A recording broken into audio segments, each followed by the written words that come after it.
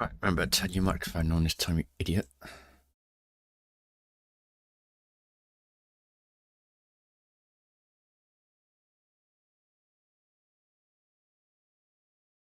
Should be about right, I think. Okay.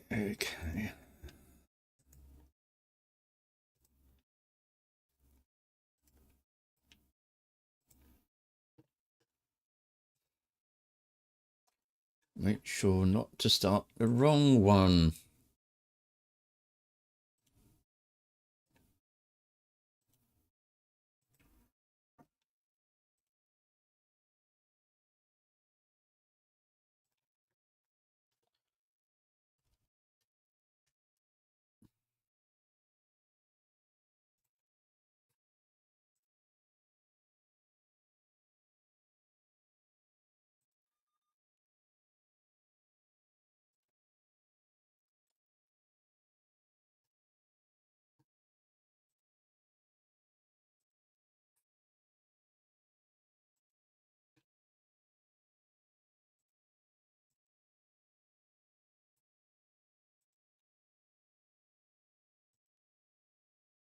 Right.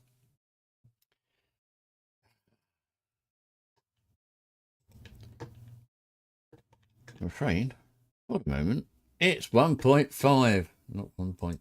As much as I'd love to stream 1.6, you know.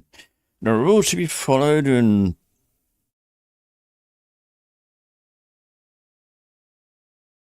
You know, you've got to follow them. Shit happens, but there you go.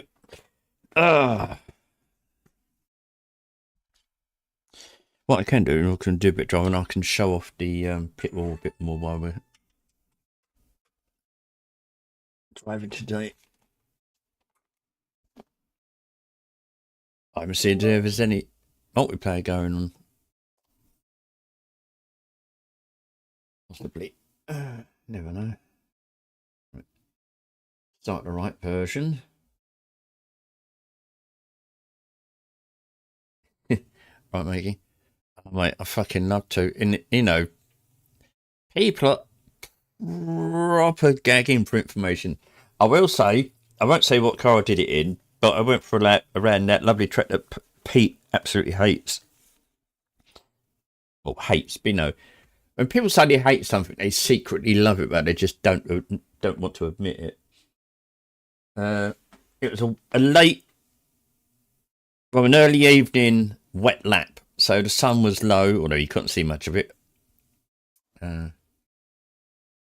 Yeah, you know.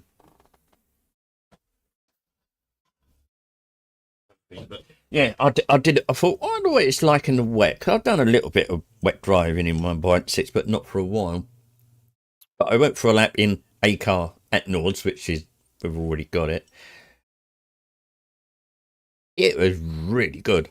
It was properly good. In fact, I think I'm probably going to do as similar as what I can. Obviously, I can't pick the car. I'm not allowed to.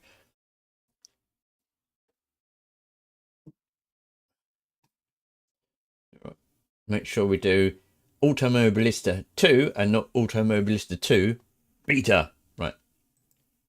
I can so paranoid about this. Yeah, proper good.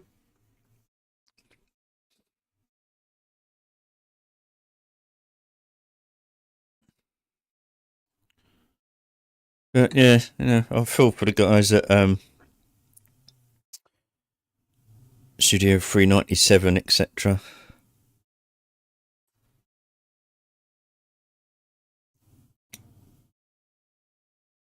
I mean, I deal with two people quite a lot. They're both actually. I think one's definitely motorsport games, and the other one's I think he straddles between motorsport games, you know, kind of thing. And yeah, damn, not good, especially the time of year.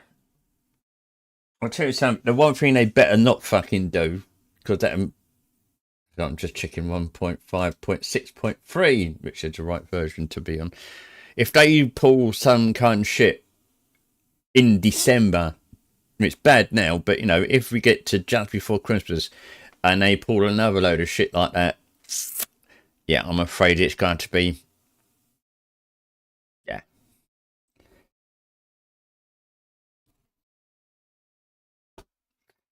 But there you go.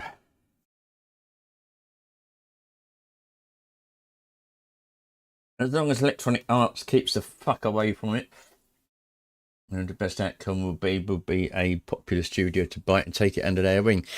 I think it would be a case of me, if it comes down to it, it'll be sell off Studio 397 because you know they've got R Factor and Le Mans Ultimate under that roof, and the money they get off of that they'll use to pay their debts, and then they shut the company down. I can, in a worst case scenario, that's what I can see. Well, say worst case, you know, it's probably going to be a best case for R Factor and Le Mans Ultimate, you know, because it survives and carries on. Yeah.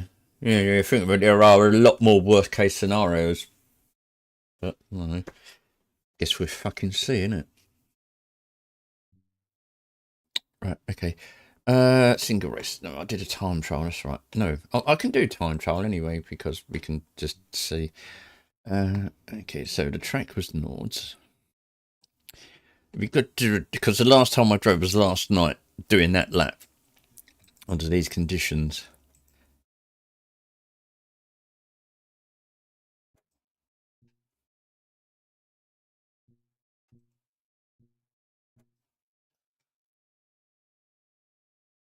No, mate, I'd fucking love it to be 1.6. It's not.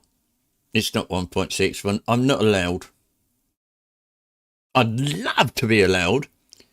I think I could do it justice. Well, I could definitely 110% do it justice in the fact that you can see what the fuck I'm driving and where I'm driving it and what it's doing. You know, the quality of the pixels will be spot on. The driving, take it as you get it. You know, I'm just itching to show it off because I've done proper good work.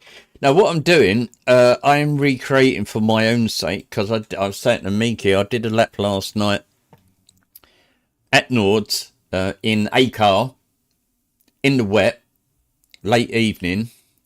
Oh no, you can't change the time of day, can you? No. Shit, I'll have to do single player. Yeah, I'm just recreating it so I can do a definite back-to-back comparison of how it feels and how it looked. I was literally just editing a photo that I took off the lap last night.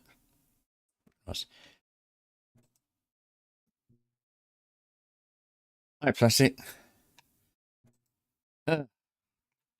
But yeah, maybe, you know, with this Le Mans with Studio 397 Motorsport Games thing, I think maybe what we should do, we should all go look under our sofas. You know, we've all got spare change under the sofa, you know, sitting in the back of the sock drawer or something. We should be able to buy it between us. Right, so, okay, so we've done that. Test day. Yeah, it's, you know, I mean, it's got you. I think you kind of saw the UI. You kind of saw what with the overtake stream that it has a new UI. So I'm having to look where the bits are because I've pretty much been where AMS2 is concerned, just driving the beta. I've hardly put any hours into like the current live version since the beta come about. But, yeah, it's going to be good. I'm really looking forward to it. And but the fact, you know, then I'll be able to actually stream it. But you know, obviously, then you're going to be battle against everyone else who streams it. But shit happens. But I've driven it. I know. I don't bullshit. If it's good, it's good. I'll say it. If it's bad, it's bad. I'll say that as well. You know, I don't have any extra grind with anyone, you know. But if you say this content is brilliant and it turns out to be crap, you're got a little bit of a tit. So, yeah. I want to drive 1.6. I don't want to drive the current live version. Not that the current version is bad, but 1.6 is better. Right, okay, let's change that weather. It was normal rain. I know lots of details. Like I say, when I first bought Automobilista 2, I joined the Paddock Club. I think the cost was, how much was it? I think it was like around 75, 76 quid. And you got access to the beta. You got the season pass with it. You got a copy of AMS 1 and the season pass for that, like all DLC on top. And, you know, in those 4 years, it's really come to pay its way. It does. Automobilista 2 in VR is fucking great. That's the one thing that the Madness engine has always been good at, VR. You know, it's almost its USP. If you sim race and you sim race in VR exclusively, you should have Automobilista 2. You know, there's no argument about it. Yeah, what I would say there with your controls, when you're in your force feedback, do you have it on default, default plus, or are you using a custom FFB file?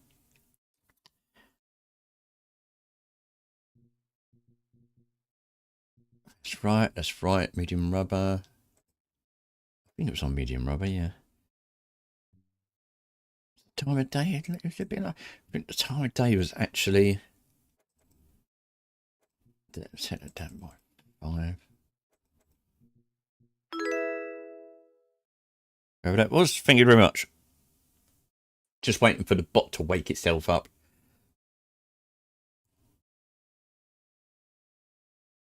Cheers, man. Thank you. Is it going to do that fucking repeat bloody follow shit that it did the other day? I don't know why it's doing that. It'll ping for about 5 minutes, so I apologise if it does. You're going to do it again? You're going to do it again. I don't know why it's doing that. Let me just bring up OBS and have a look. I'm waiting. Come on, fucking show me. What? Oh, subscribed. Oh, no, this is on YouTube. Sorry. Right, I'm just checking if it's actually doing it properly. I'm going to put the fucking light on now because it's gone dark. Nope, I think it stopped. There we go.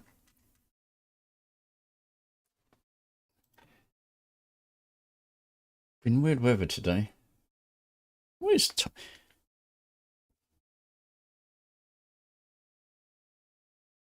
okay. Alright, I think it's shut up now. What's it, medium rubber, time down, okay. But yeah, VR, if you're sim racing, you have VR, AMS 2, all the way. By far the best balance between quality, like visual fidelity and performance. You can bung it in VR, whack up the pixel density, turn up the details, and bang, off you go. Right, okay, so I said this is just for me. I drove a car of this class, this track, at this time of day, in these conditions last night, and it felt very, very, very, very, very good.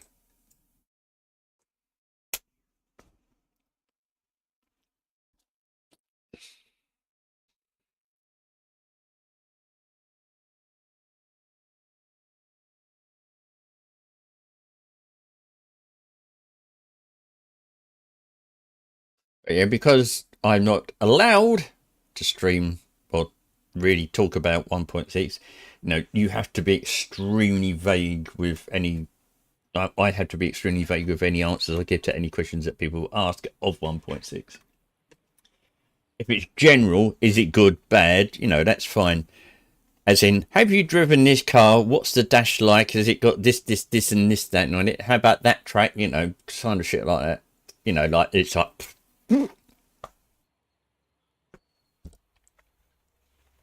Naff all you can bleat do about it, mate. As who was it? Oh yeah, it wasn't. Was it? It was as Crichton once said. I'm galloping up Diarrhea Drive without a saddle.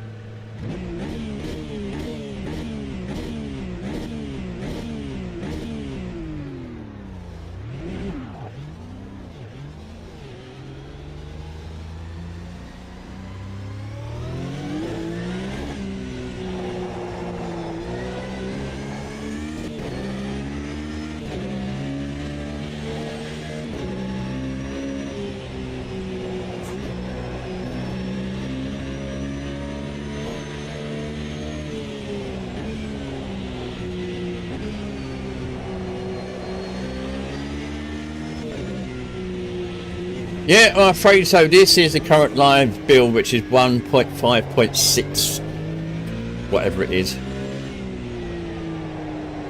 If you want to see me streaming 1.6, the people you need to see are over in Brazil.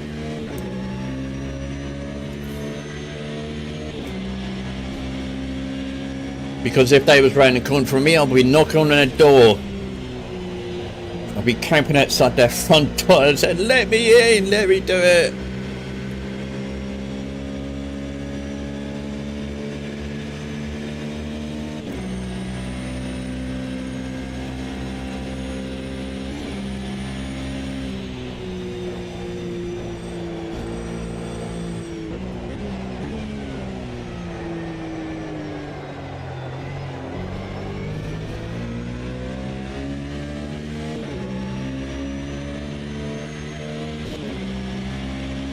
I have got my HUD thing, pit wall, that's all rigged up to the stream deck now, so as I go round, I can put the relay in, got the HUD in, sorry. Yeah, there's... Am I on the same? Yeah, I can notice the difference.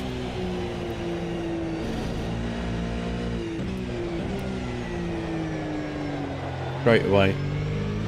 There's differences visually and also in the dynamics of driving.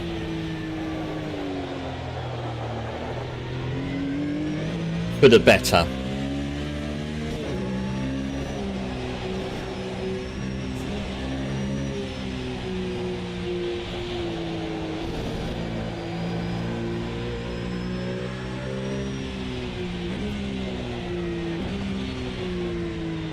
I mean, the only thing you can do is use an external HUD.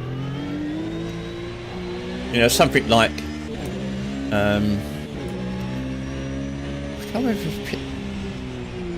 is Tiny HUD compatible? Because I know a lot of people use that for Le Mans Ultimate and R-Factor 2. I can't remember if it's actually compatible with AMS 2. But yeah, I mean, I don't tend to use the HUD because I've got a big fucking dash at the bottom of my screen.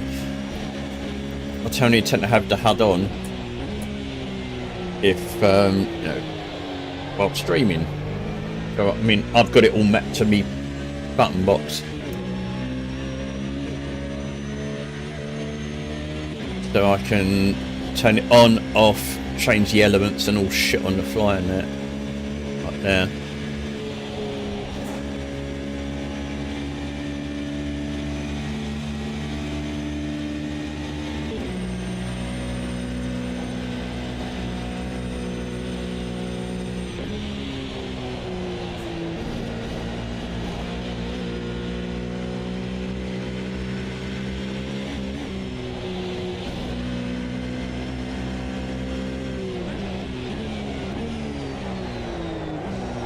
Oh, no, no, no, no, no, no, no, no.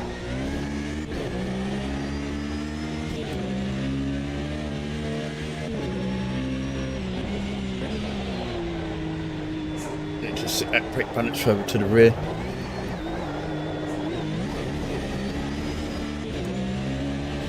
Oh, I was looking at my button box then and not the track.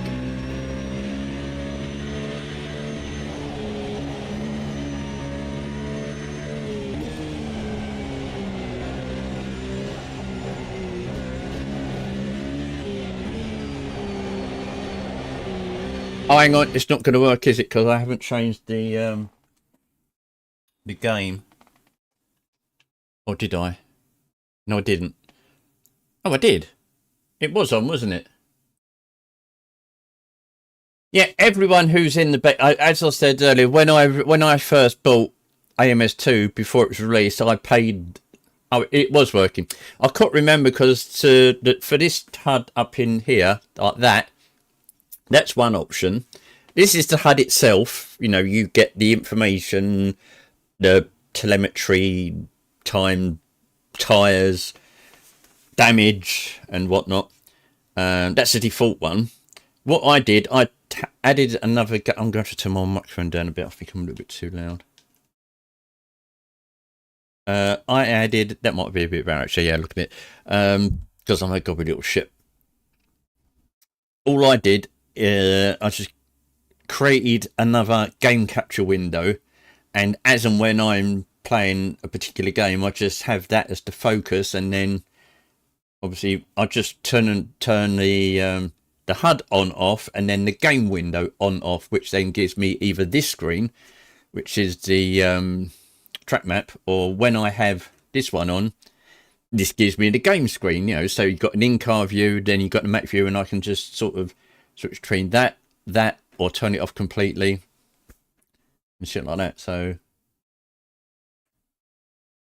right, but I did, and I couldn't remember if I actually had a different game as the focus of that capture, but I did.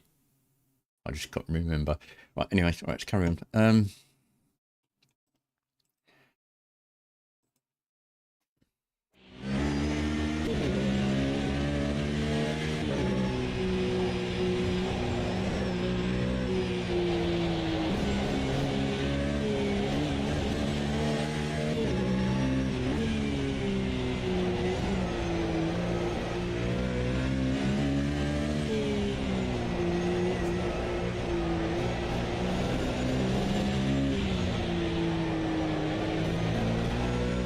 But yeah, I've had access to the AMS2 beta ever since the first beta came out.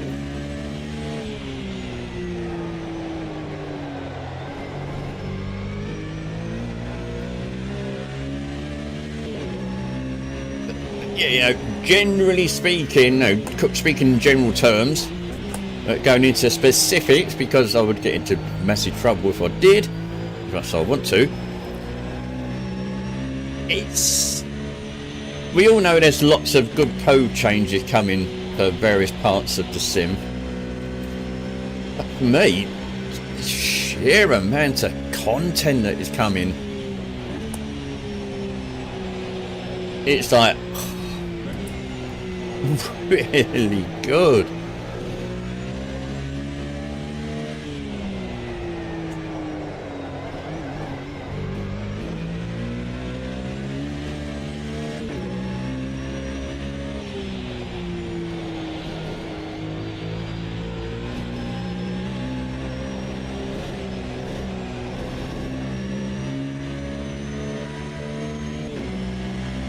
So here we go, we can turn that back on. Or we can drive with just a track map. It's just something nice and additional. I wouldn't drive in it all the time because, well, you know, there's a lot of screen that's gone. But it just brings something different, especially, I mean, this would have been really handy back in April, Mickey, when we did the bloody Nords race.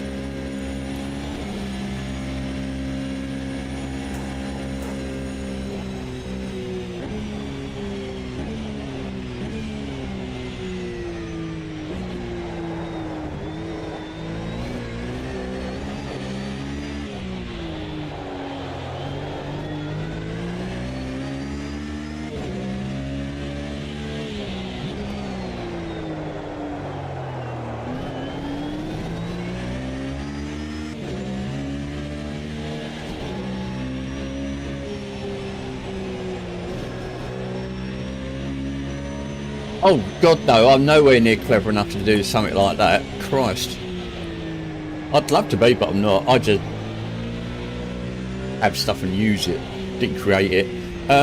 The guy who did create it, Constantinos, I think I can never pronounce his name right. I just call him Cos for short, because even I can remember 3 letters. If you Google Lovely Sim Racing, LSR, I think his website's lsr.gg, I'm not sure though. But yeah, he does a thing called the Lovely Sim Racing Dash, which is what I'm using here. I'll stop here in a second, just to show you. So I'll just stop here just a second just to show that. So he does this. He does this is called Pit Wall.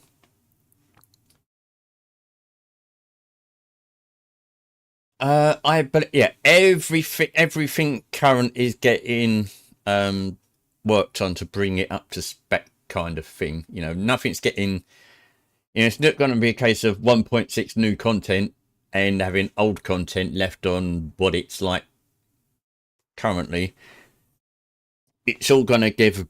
It's all been given. It's probably the reason why it's been taking so long. You know, everything's getting a bit of spit and polish for 1.6. Yeah, nothing's getting left behind. But yeah, so that's his. This is called Pit Wall, which obviously, because it displays things like you would do if you was in a pit, I suppose. And then the other one, the dash I use, which is this. No, it's this. This.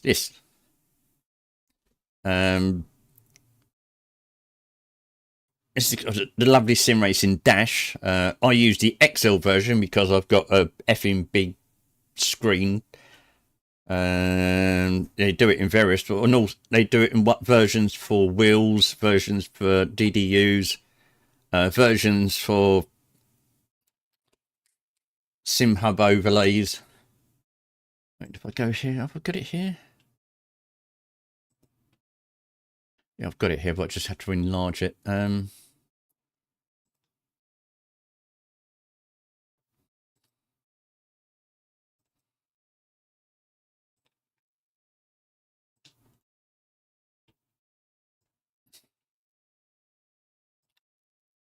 As you can see there, preview. So that's the dash. I can change the screens on the fly for this as well.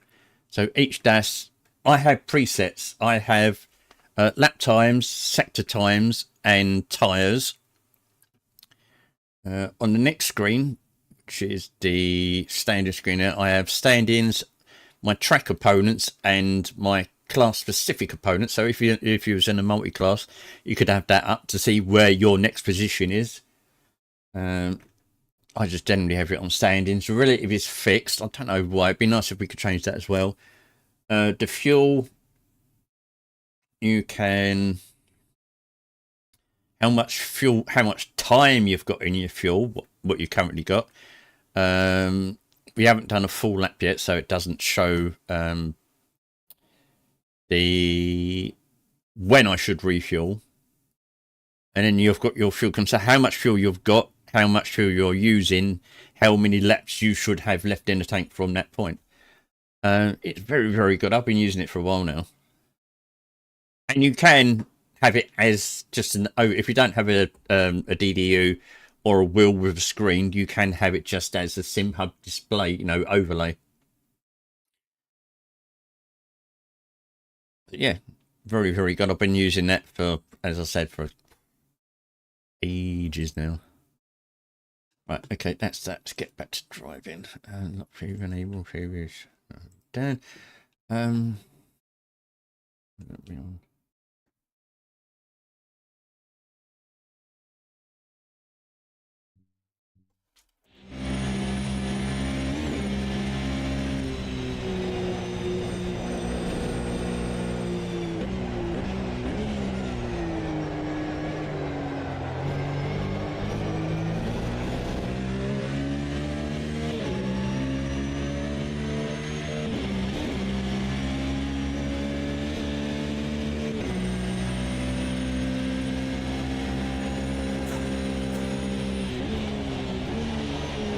I'm going to crash.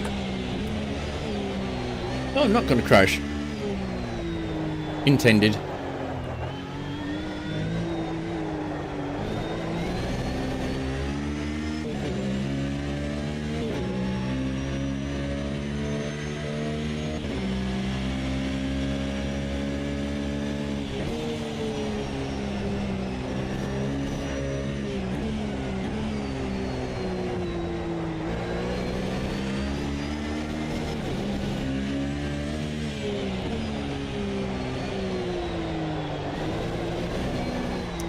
Whoa, whoa, whoa, whoa, whoa, no, whoa, whoa, whoa, whoa, whoa.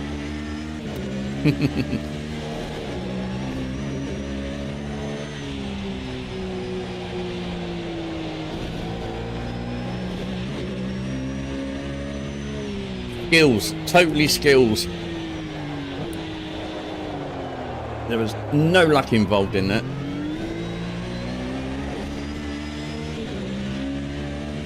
I mean, what is everyone else looking forward to in 1.6? I mean, I'm lucky to know what to look forward to because I've been bloody driving it.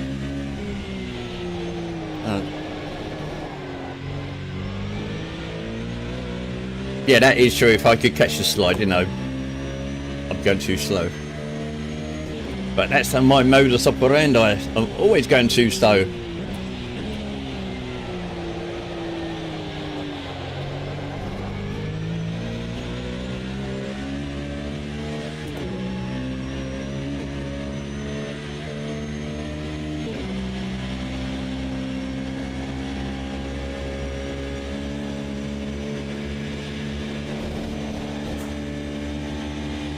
Yeah, I mean, the driving in wet 1.5 ain't bad at all. I just want to do it in 1.6 because it's even better.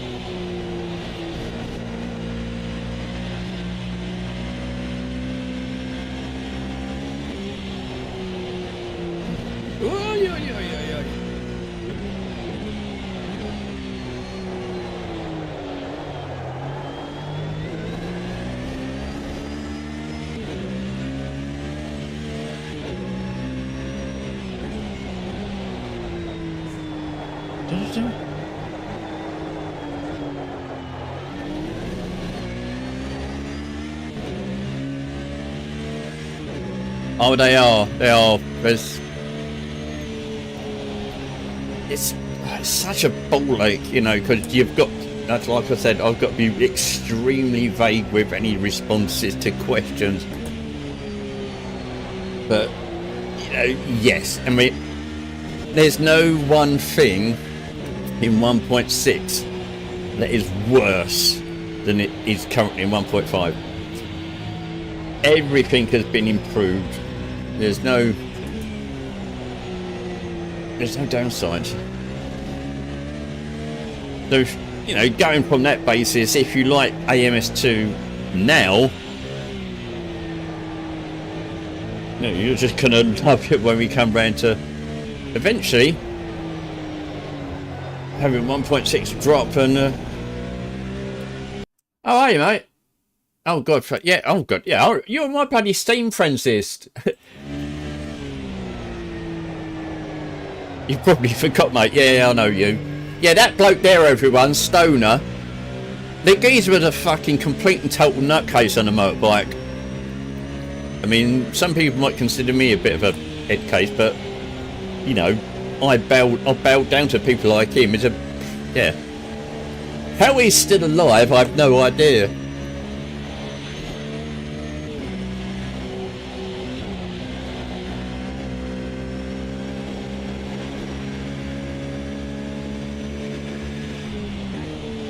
Yeah, what I'm doing, buddy, mate, I'm recreating for my own benefit, so I can do a like-for-like comparison of. I did exactly this.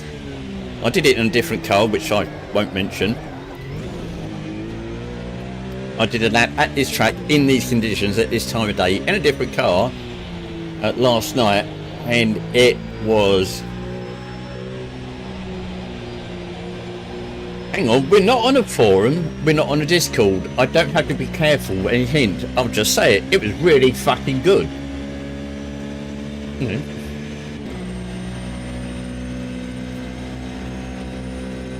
Do we have an approximation of when it's coming out? How long is a piece of string? Actually, I know the answer to that question, but for the sake of argument, you know, I have no idea. But yeah, I do actually know the length of a piece of string. It applies to any length of string.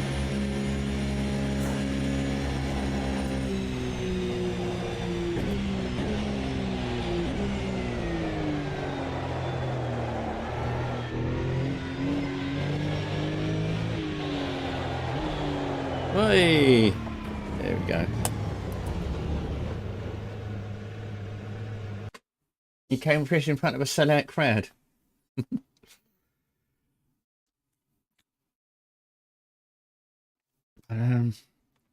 Yeah. Oh, Mare Street. Oh, fucking! I used to. Yeah, I know Mare Street. You know, Wells Street.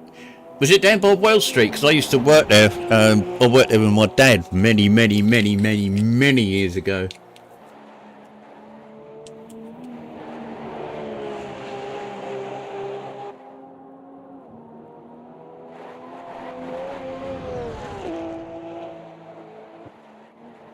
It's like Stoner's over on YouTube, so he's got a 30-second delay to deal with.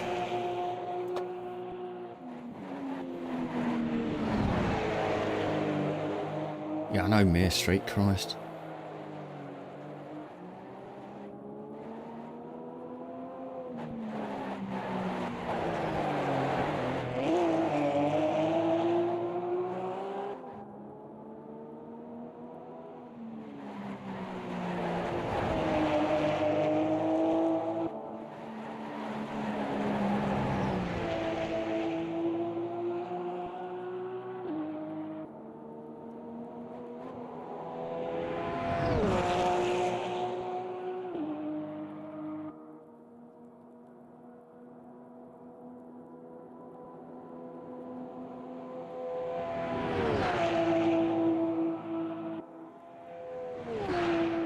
Yeah, I mean, I ain't stopped fucking sim racing for a long time, but yeah, doing stuff in the AMS2 beta, which I loved. All the stuff with Le Mans Ultimate that I've been doing of late. Got all the stuff to come about aestheticals at Evo. May roll on January.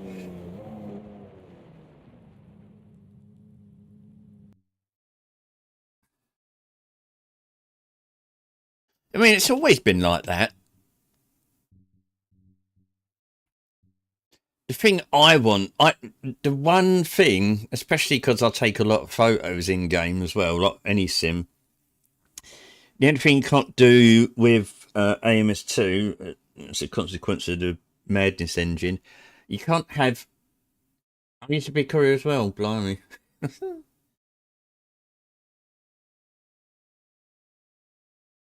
Yeah, we're all around. But yeah, what I think really nice bit, you can't have a fixed camera. You know, you can't basically get a camera, plonk it at the side of the track, run the replay, camera stays there. You can't do it in a Madness engine. Currently, anyway. I mean, I would love just be able to plonk a camera there, put the camera where you want it, run the replay. It's all because of that. You can't. You have to. What's the word? You have to do everything straight off the replay. You can't. You know. You have to search for that angle in the replay. You can't create that angle. You have to look for the right angle. Yeah, I mean,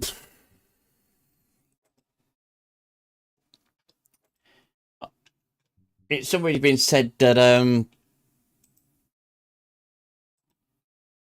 got to move the camera off. That everything looks cool up until the end of the current content announcement. So everyone knows we've got GT3s coming in December, and then Q1 25 we got the last remaining GT3s to come. You know, everything up until Q1 25 is pretty much locked in. it's the stuff that, it's from then on, from Q1 onwards. Any 25 cars, liveries, anything really. But yeah, exactly.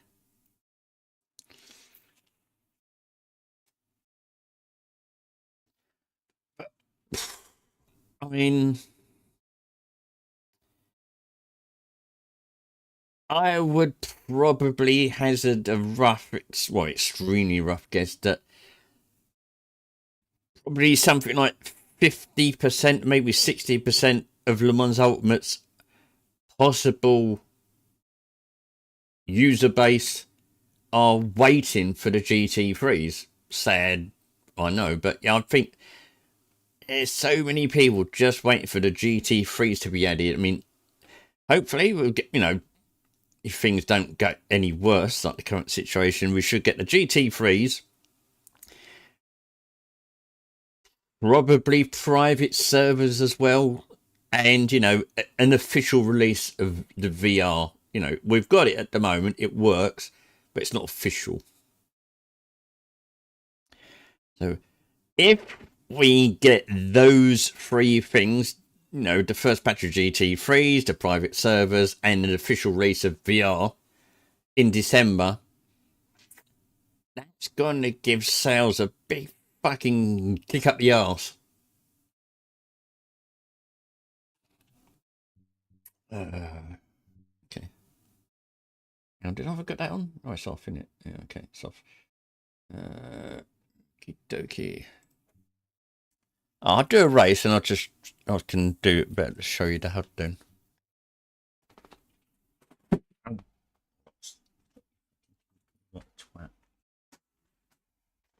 I don't want to exit to desktop. Get something.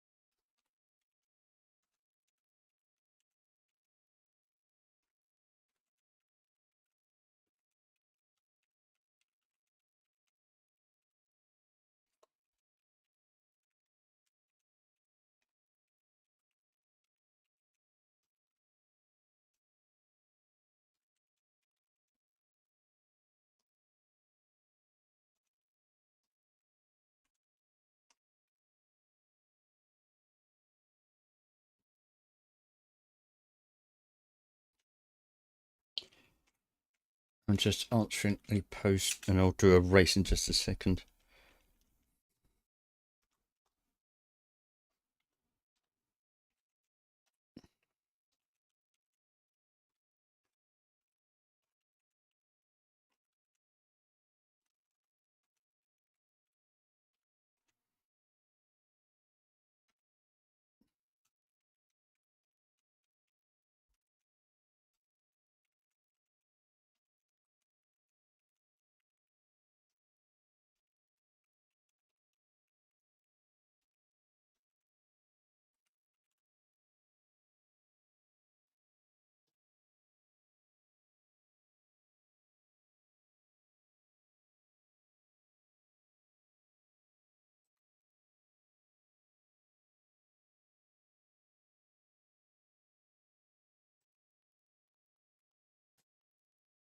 Right, sorry. I did miss the comments here.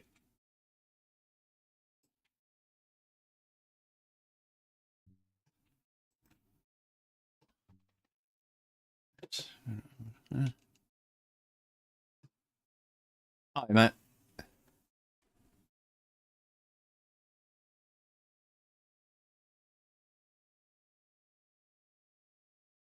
Yeah.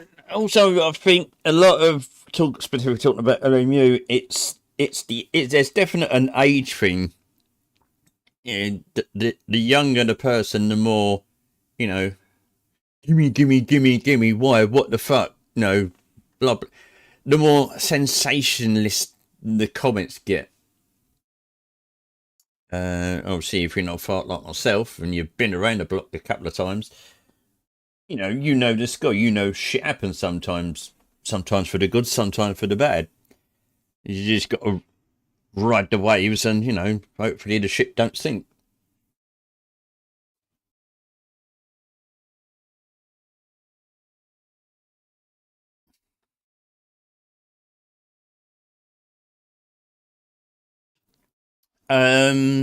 Not yet. I don't think. I think that's a fairly high priority because it seems to be quite evenly split with AMD and in Nvidia Intel. Yeah, that's all it is, buddy. It's just they can't wait to stick the fucking knife in. Like they got a hard on for misery. They get happy through misery. I mean, like Mickey said the other day in Discord, no one should celebrate someone losing their job. Well, in fact, I would hold that comment for one particular person, which I won't talk about. There's one person in this world who I don't give a fucking flying shit about. And they can take all the bad stuff, and I'll just go, ha! But no, by the by.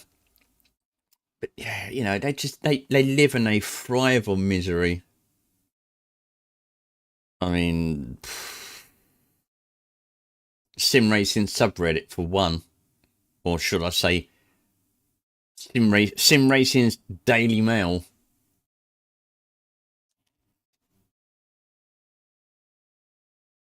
No.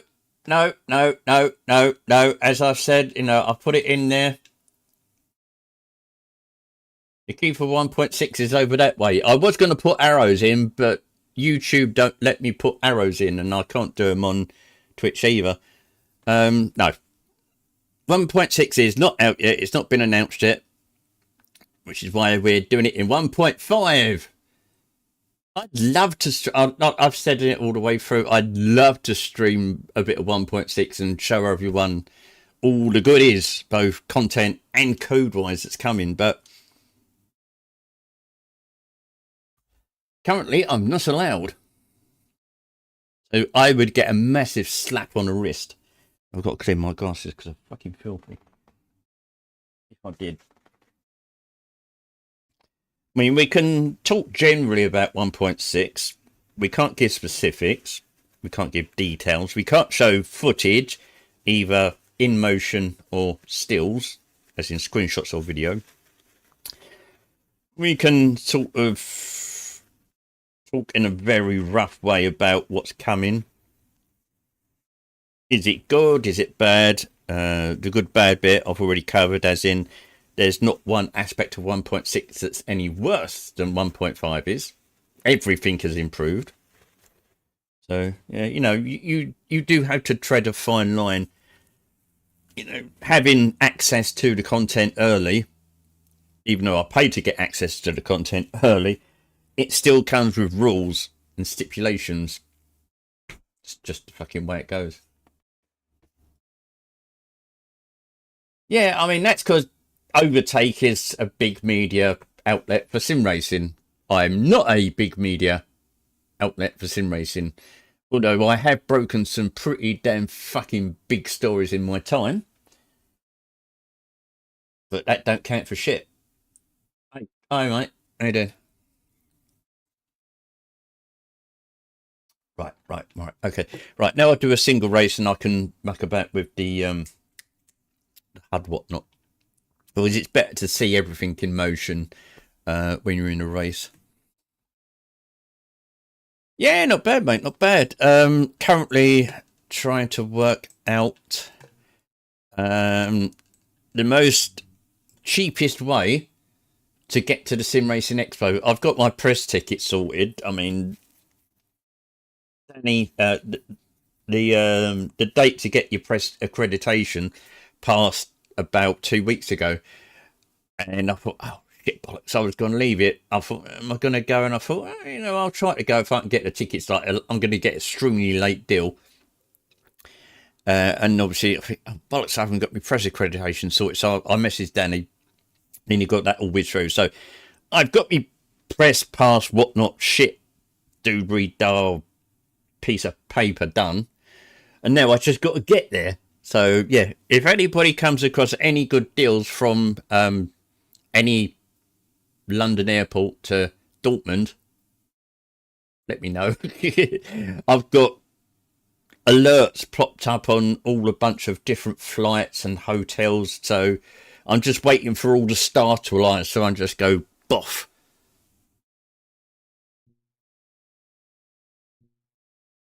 Okay. What did brands?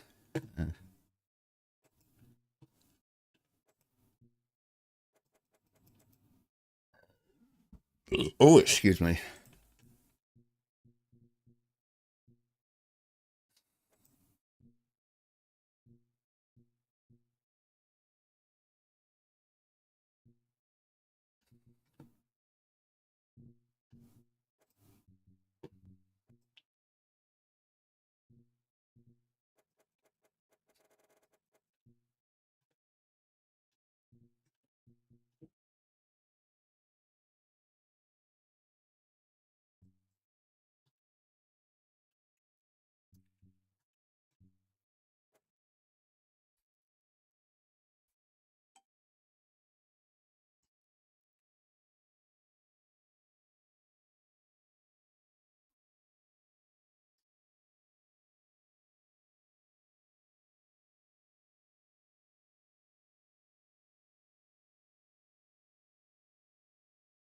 No, I have got it installed, but I found them to be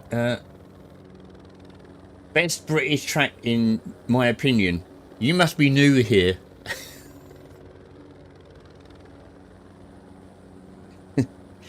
Everyone who knows me knows my opinion on this subject, and if Pete's lurking, no, it's not fucking Donington.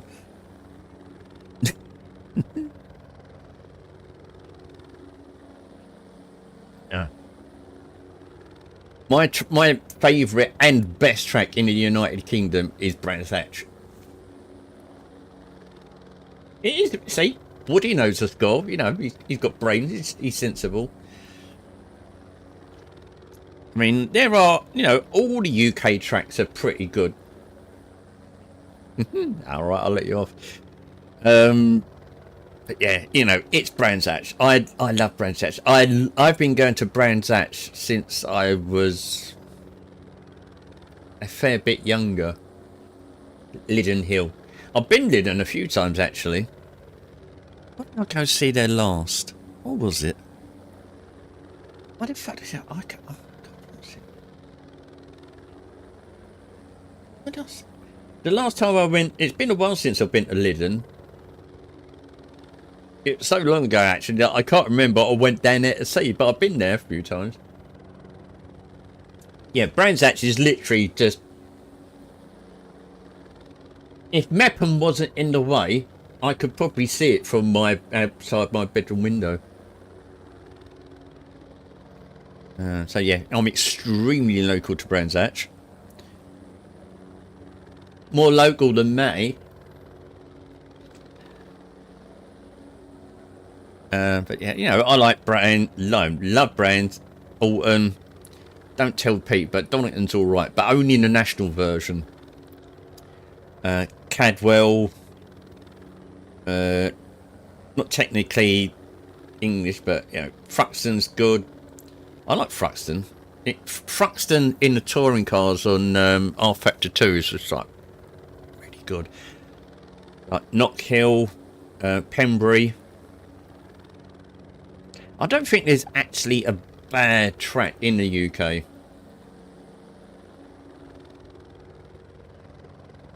So, yeah. Right, okay. Second British track.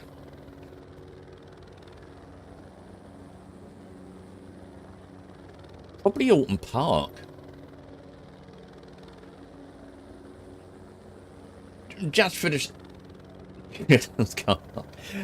Yeah, I mean, the reason I say at Alton Park is because it's just got so many variations.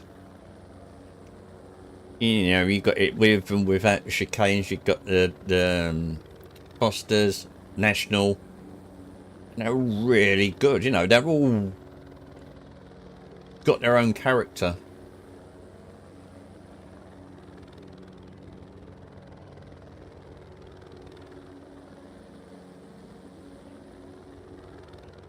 Right, let me make sure I've got enough petrol. Way too much. They want wet tyres.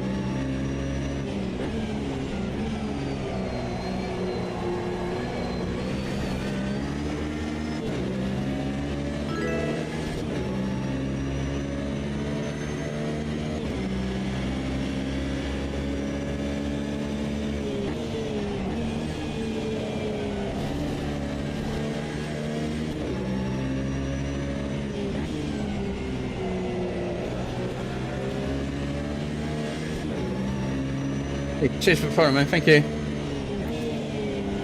As you can see, the pit wall works a lot better in a race.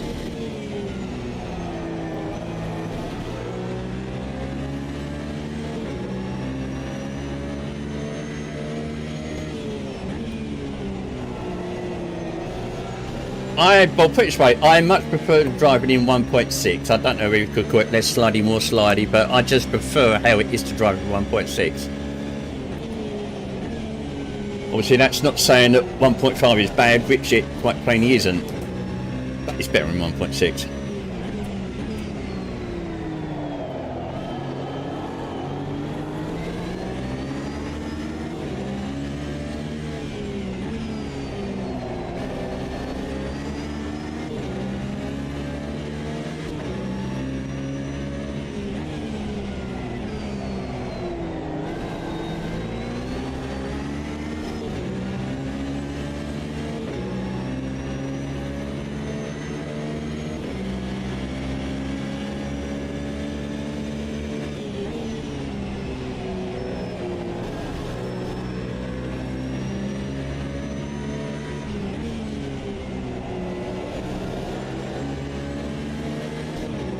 But you can see how pit wall works in a race.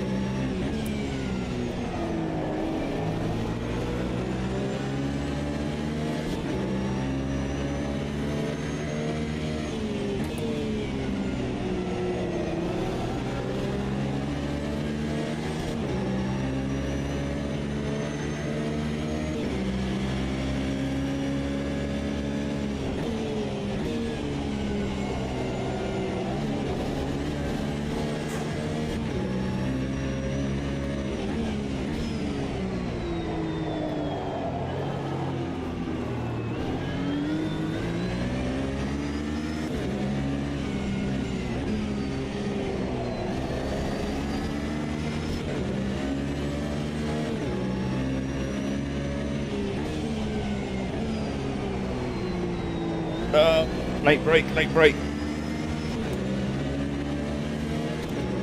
Got a better exit though.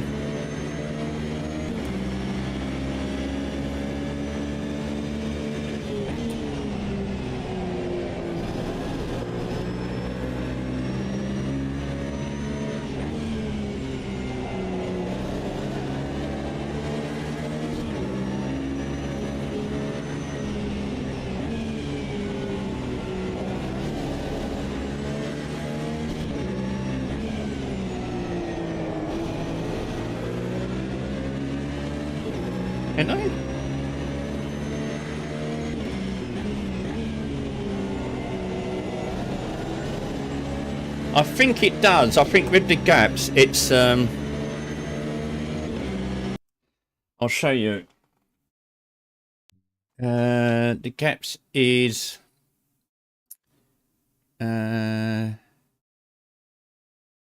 best lap gap. Oh no, the gap isn't working, is it? I think the way you need to do it, the track relative is the one you want to be looking at. I wasn't sure if it worked completely in AMS 2.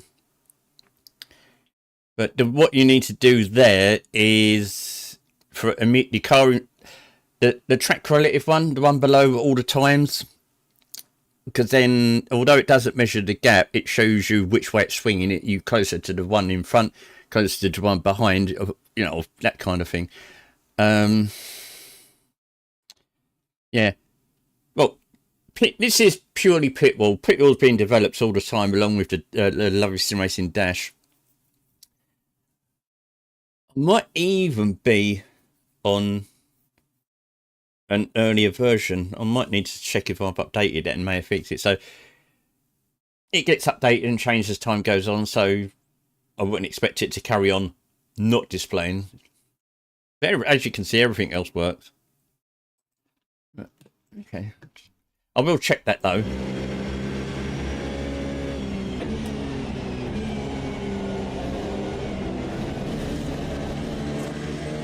Once I've done this.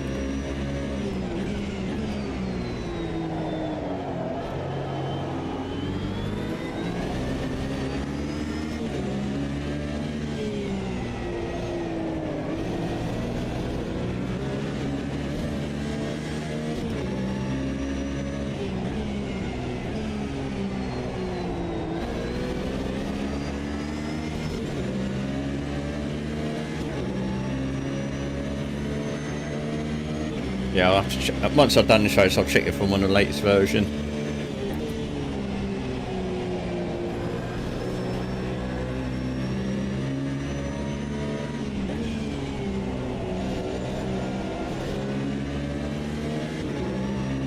Turn that off. Oh, fuck it. Oh, you missed it. You missed it. Oh, God. You missed it. Jesus. Fucking typical. The time I bleat and switch out of it, shit happens. Let me show you in the replay. Literally, the cup we're going into Sheen, and the second car in front lost control and just went, boff, you know, straight over the. God damn it.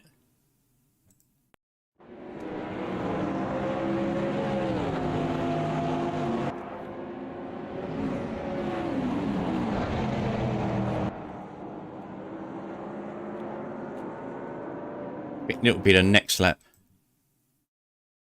The next lap. No, it is this lap. Is it this lap? No, it is the next. This.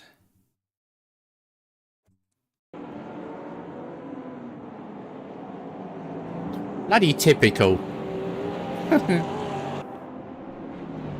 And the other thing I could do with Pitbull, you apparently can have it with Twitch commands.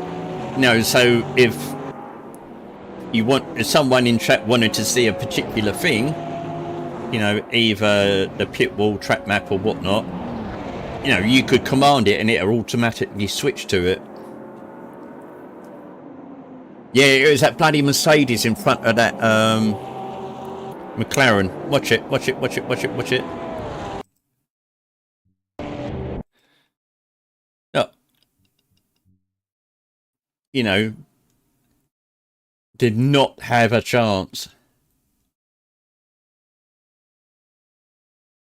Bang.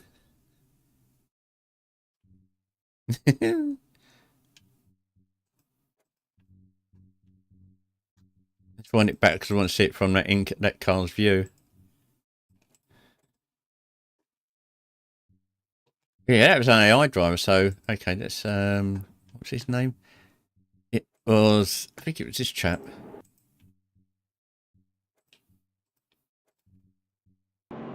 Yeah, it was this chap. There he goes, watch him.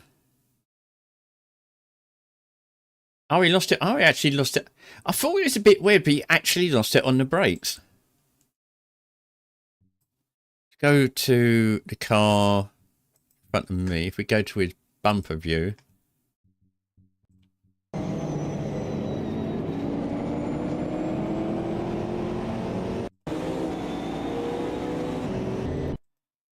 You can see he just hits the brakes and the back end just goes whomp.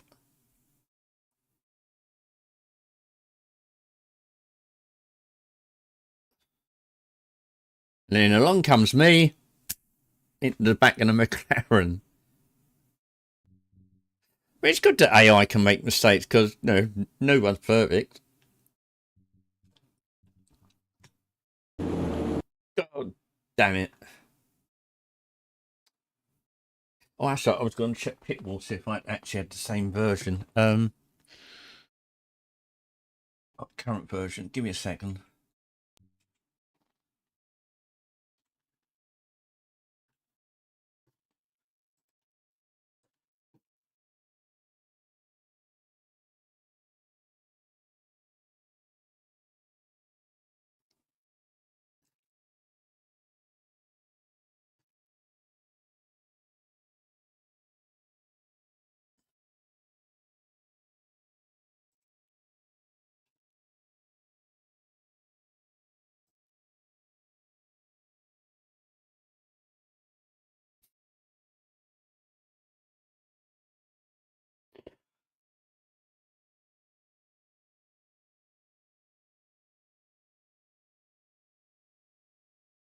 Might be on an early version. Let me just check.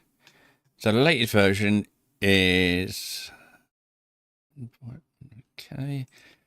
Let me just check it in SimHub.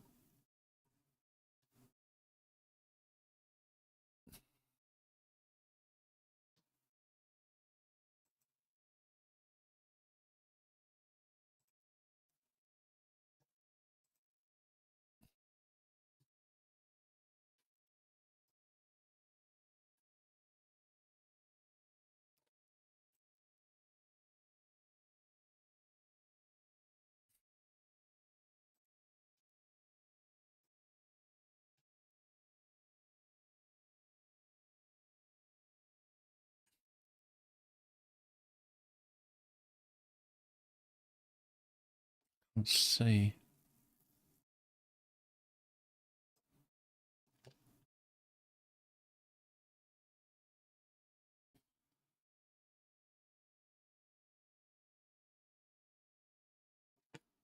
Sure, I'll download it again and we'll update it because I'm not sure. Then if it still doesn't work, then obviously it needs more updating. 1 second, give me a moment. Done that. That's downloaded. Dash Studio. Import dashboard. Downloads. Import. Dash already exists. You want to overwrite? Yes, I do. Thank you very much. Done. Successful. Restart SimHub. And then we'll crack on. Okay. The other car I really like is what's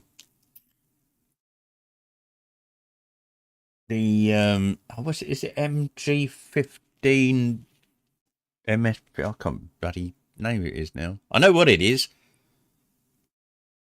Okay, so that's done. Get rid of that.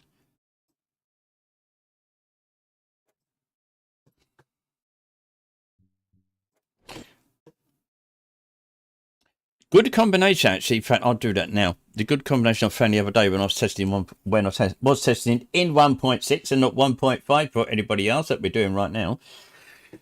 Was at Alton Park with the GT1s at the no chicane version. It was very, very good. Really good combo. Highly recommend it. But yeah, the car I was talking about is a good single mate race car. Where is it? Find it second. Not that one. Not that one. Not that one. Not that one.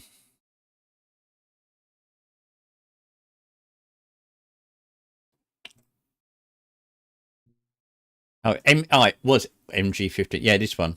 Sounds like a machine gun. I really like that car. Almost like an open wheel version of an MX-5.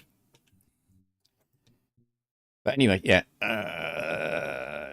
GT1s at Alton Park. If you want to know, I'm streaming in 4K at the moment on YouTube. If you really want extra pixels.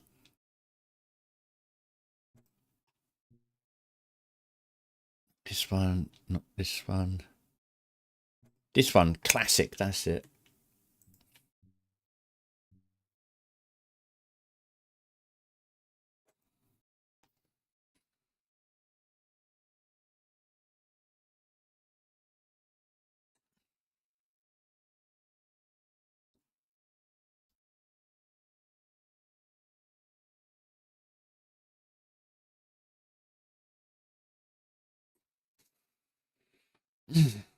I do this and then see if there's any multiplayer shit going on. And it's been a while since I've dived into multiplayer race on AMS 2.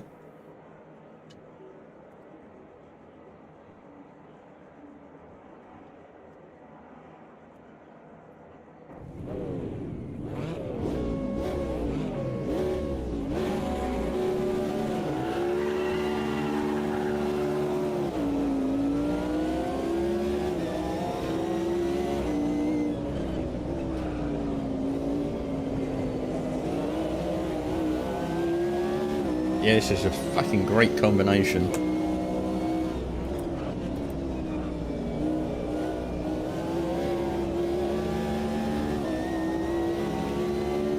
Let me know if the splits are working. It might not work until the next lap.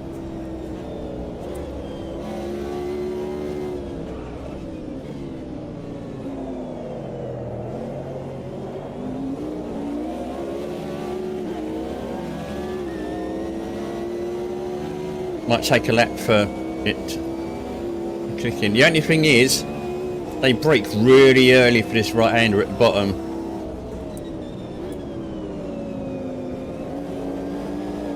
So you have to judge.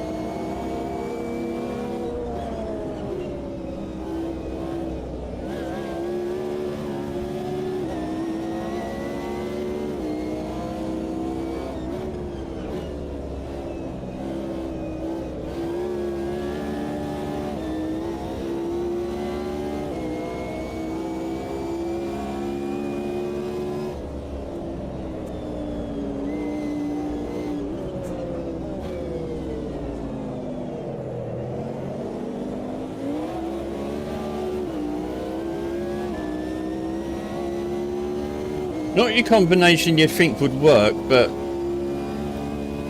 it's so good.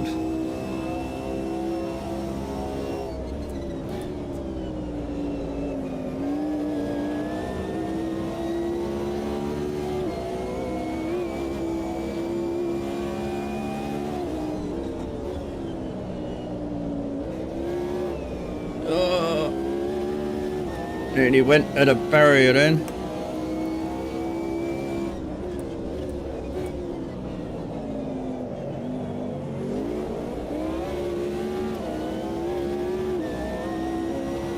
Front, and he lost control.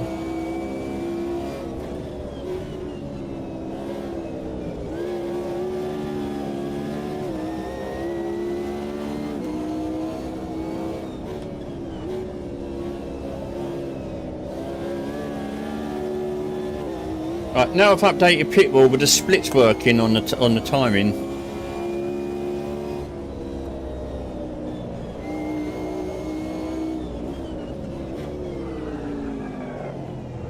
Oh shit, on the grass, on the grass, on the grass, grass. Ah, you bugger.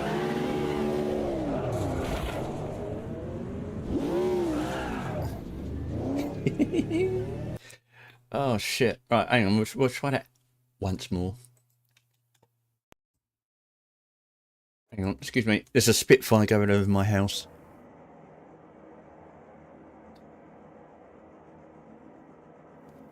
They do the passenger flights from Biggin Hill, and a lot of the time they fly over my village, and it's awesome. Especially when they're really giving it Riz on the throttle. Awesome. Right, try that again.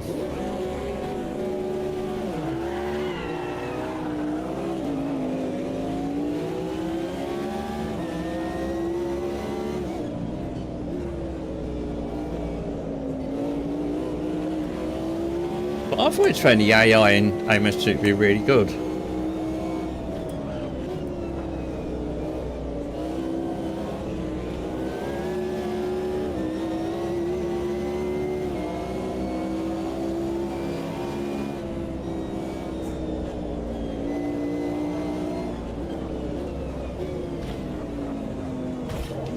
Aside from when you go diving up the inside.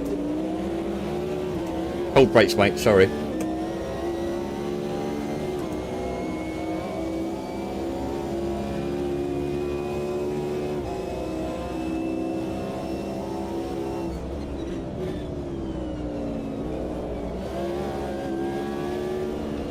Oh, you prick. Coy, he had yump then. It's because I dived up the inside and he had much better acceleration out of it.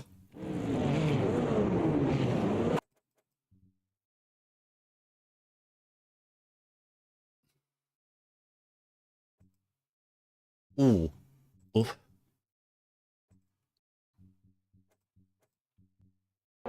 You can see on the brakes they're really slow. Oh, he was on the exit of the track. Oh, right, okay. He had me off. It wasn't me, not my mistake. Oh, that's a few quid's worth of carbon fibre gone down a shitter. God damn it. Alright, we'll just quit it there. I don't want to be spending all day on one bloody event, but yeah. The GT ones at Alton without the chicanes, very good. It's a really good combination, really good. Anyway.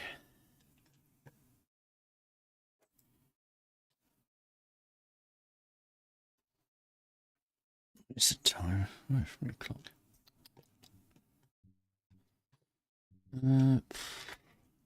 Let's get warm in here now. It got warm in here earlier.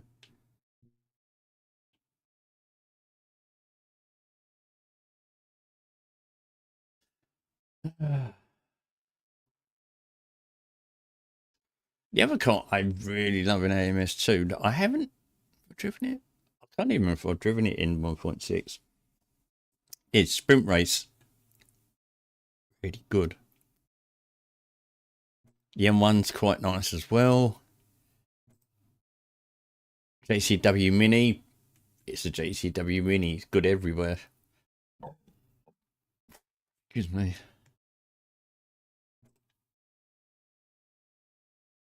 I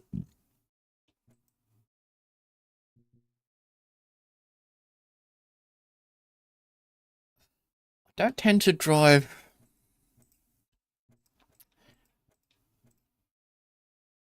the Formula Ultimates. I don't know. I just don't tend to. The one Formula, the one car like that, or not like that, you know, it's historic one. What? It's a MP45B, isn't it? The one that RSS Racing Studio are developing, and everybody's waiting for it to come out.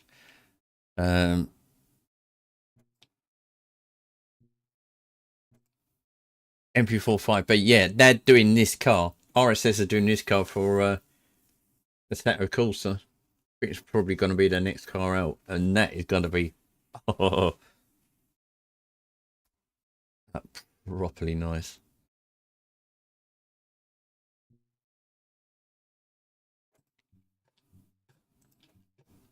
Yeah, but yeah, 1.6 have got lots and lots of good shit coming. You know, to the point, I honestly can't see how people can be disappointed. There'll be people who, you know, they're used to the way things are in 1.5.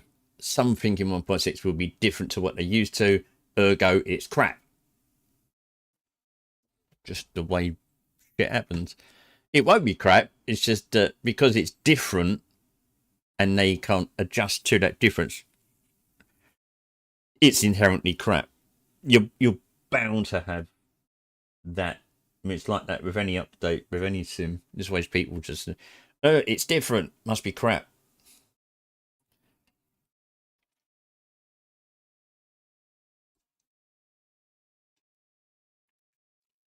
It's like when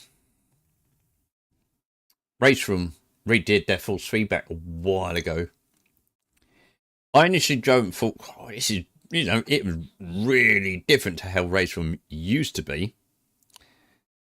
And, you know, I didn't think it was crap, but, you know, it was such a change that you do have to readjust yourself and how you approach things.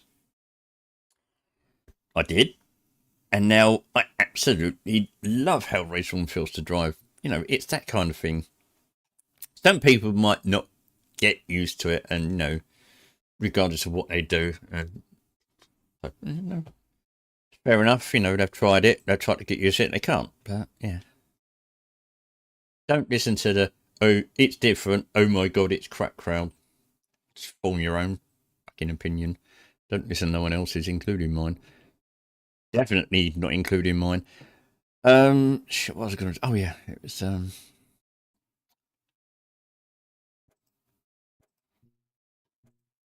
another combination, which is weirdly good, is a Gen 1 Indy car at Bathurst.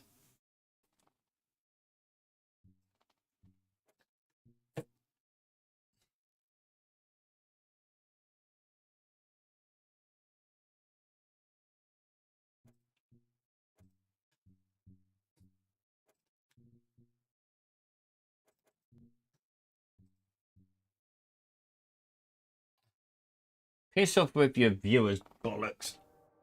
Go want... It's like people on YouTube are thinking, what's he talking about? I'm multi-streaming on Twitch and YouTube. I'm streaming in 4K. If you're on YouTube and you're watching me there, click it over to 4K.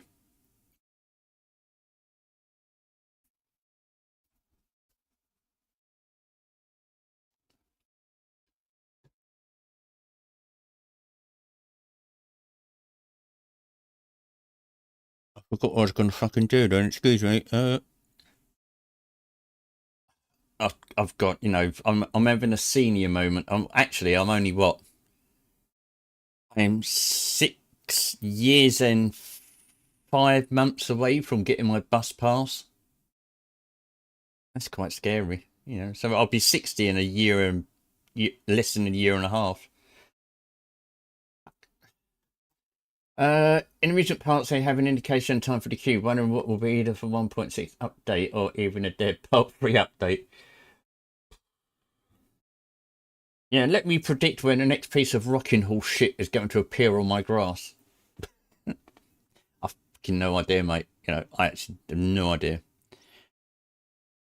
You know. Yeah, I'm still riding, mate. I'll tell you what I am doing, mate. I'm currently in training to be a motorcycle riding instructor. So, yes, if you live in specifically North and East London and you're planning on learning how to ride a bike, you might meet me. So yeah, because I'm currently I've done, because you do the CBT bit first, then once you pass that, then obviously you teach CBTs, and then when, you know, then as you go on, you start learning bits about dash training, you know, direct access, and you go for that, and yeah, you know. But I'm learning to be a CVT training instructor at the moment. There's 5 parts, elements A, B, C, D, and E. A is just to chat about equipment like helmets, stuff, and basic bits and pieces like that. B is the controls of the bike and basic maintenance. C is, you know, basically getting them riding, used to it. Emergency stops, figure of eights, U-turns, shit like that. Element D is about highway code and roundabouts as well. And then element E, which is the bit that I'm probably going on to next Thursday, is instructing people on the road, which is like a 2-hour ride. I'm just going to be starting onto that. The money is actually quite good, so I'm looking forward to passing. But yeah, you know, it just seemed a logical progression.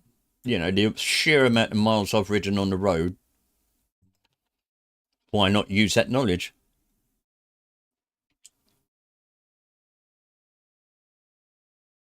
But yeah, I'm still riding anyway. I don't think I'll ever stop riding. Not unless my legs fall off, which is a distinct possibility. But yeah, Racing Studios are doing this car for Assetto Corsa. And it could literally drop at any time. I think it's ready. I think they're just waiting for the right window. Every time they the RSS content window pops up with some piece of content, everyone goes, "Oh, it's the car," and it's not, and people just go. But that's going to be really good. VRC and RSS Assetto Corsa stuff, insta buy always.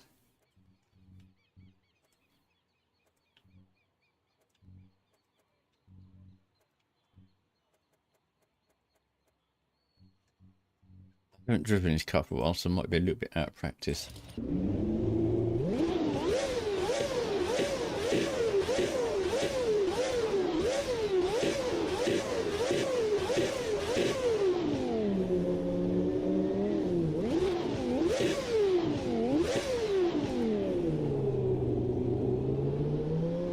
It's alright, isn't it?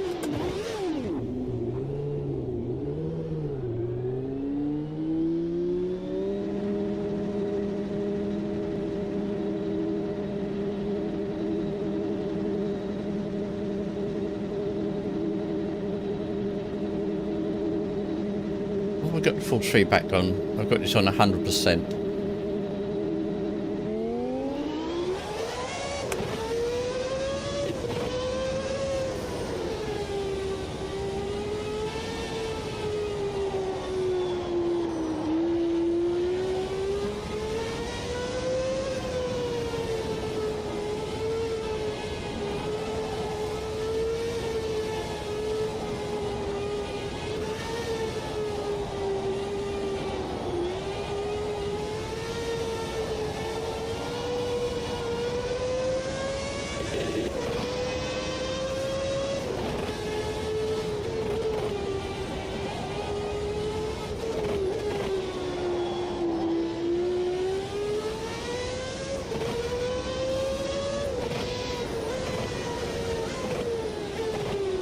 I haven't driven. Have I driven any 1.6? I've driven 1.6 stuff here.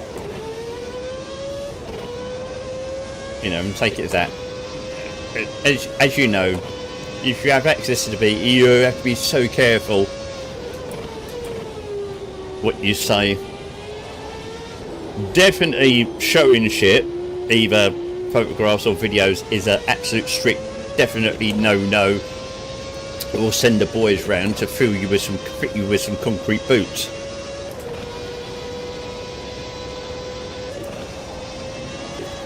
Whoa, hello. Oh shit, that bit my arse.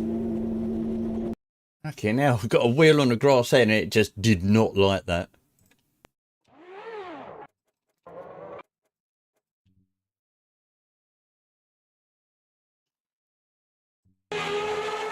The sounds of the external, not so much the internal sounds, like driving sounds, are good. Oh, what? No, sorry. A car.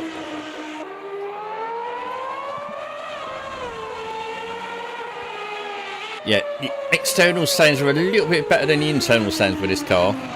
External sounds are very, very nice.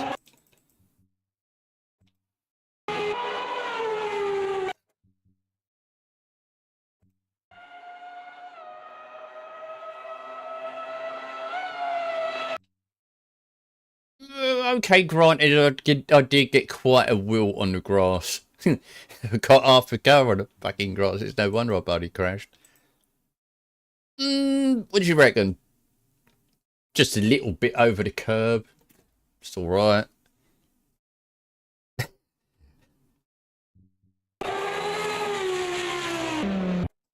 It's quite impressive how quick it snapped though.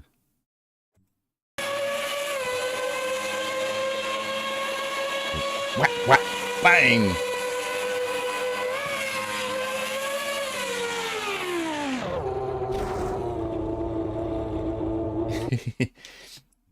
Right, let's try not to drive like a twat now. Something I find really easy to do.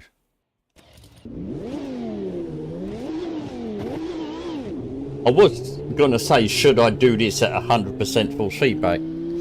Currently in game, I'm on about 55%. 55% in game and about 100%. The per car is at 100%. The in-game full feedback setting is at 55-60%, and I'm 100% in true drive, which I think equates to about 13-14 Newton meters, roughly like that. It's interesting to drive one of these with everything dialed right up with like 25 Newton meters of full feedback, trying to rip your hands out the sockets. But saying that, driving the Gen 1, Gen 2, Gen 3 Indy cars at 100% full feedback with everything maxed out actually feels right. It feels wrong to drive them with it feeling quite light on the steering. I mean, everybody knows those type of Indy cars are hefty buggers to truck around a track, and it just feels right to have everything dialed up.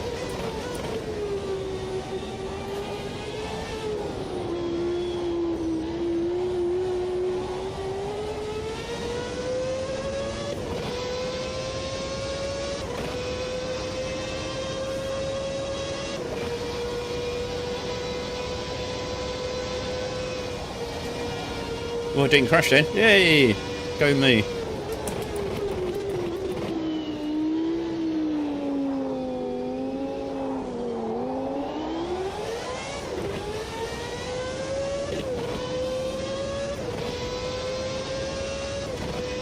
This car in VR is very nice.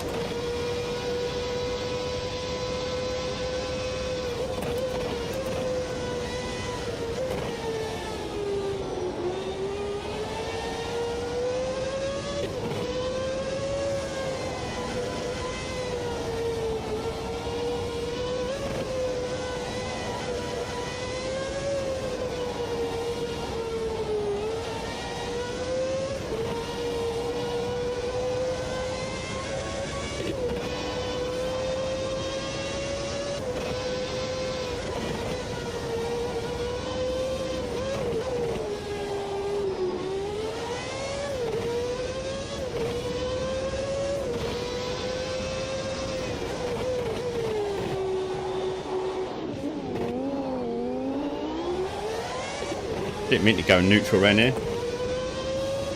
Oh, I've just got an old Rift S. I don't use VR that often to justify spending Apex. There it is. I don't spend enough time in VR to justify getting anything better at the moment. I probably will upgrade at some point, but right now, you know, it does The amount of time I spend in it, the Rift S suffices.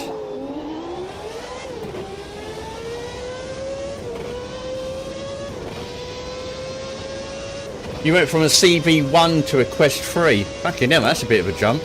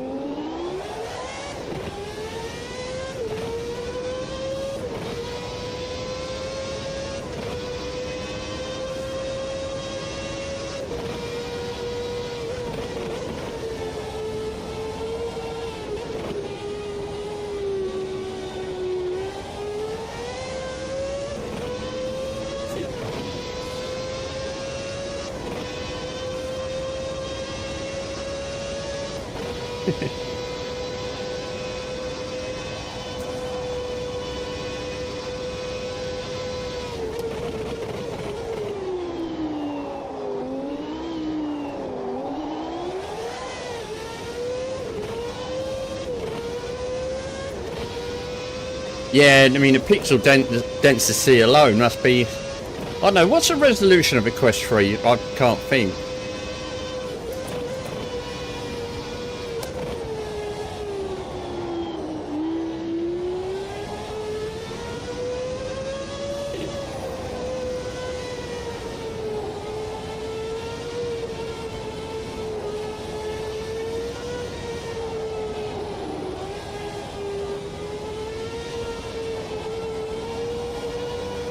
I mean, what's the resolution of the lenses, sorry?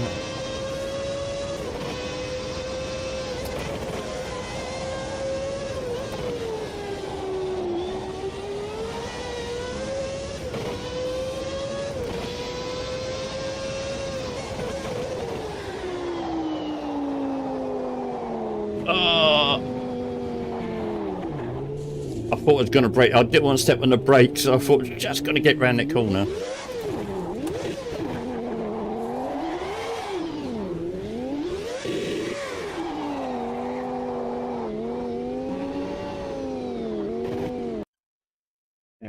I like that car. That's what I'm. No, I've always liked that car. Which is why I'm looking forward to RS's version. 260, 2180. Yeah, I mean CV1. I mean that's a real jump.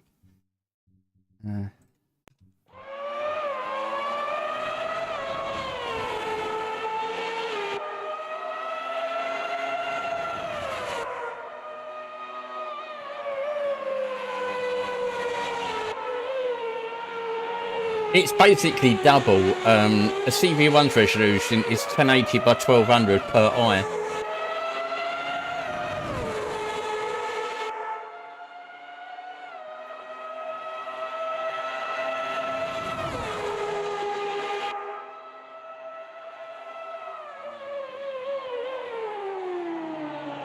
Rift S is only 1280 by 1440, so it's quite low. ES3. Quest 3 resolution 2064 by 2208 per eye.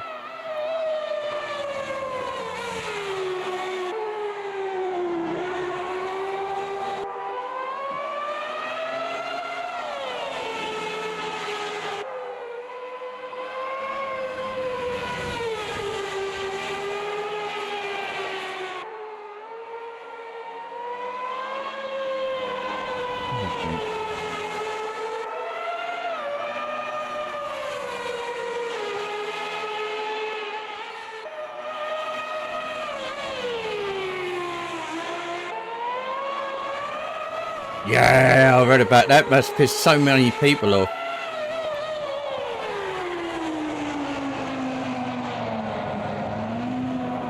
There we go.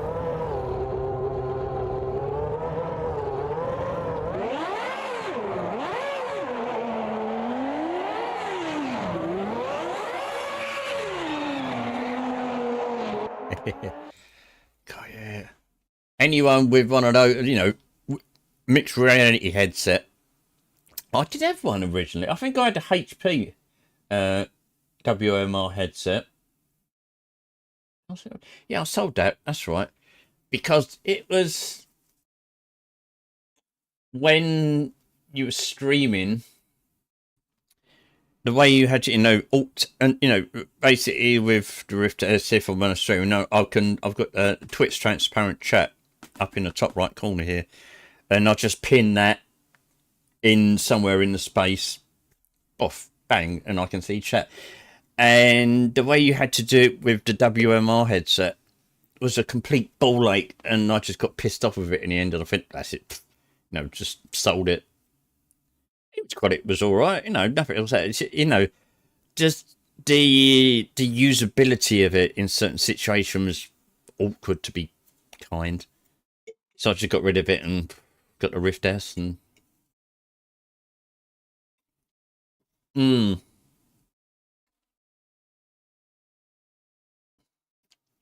But yeah, as I said, I will update a VR headset when everything else has been taken care of. But right now, you know, we've got other shit that I need to look after before.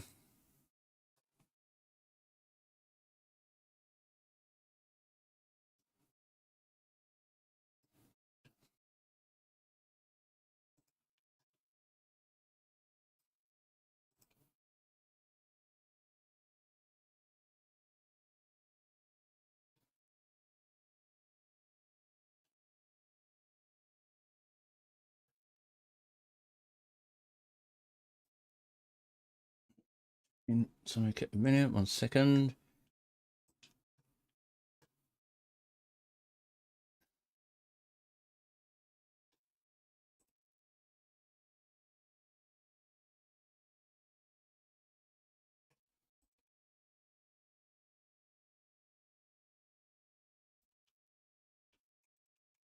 Oh, right, so let's multiplayer. Let's see if there's any multiplayer.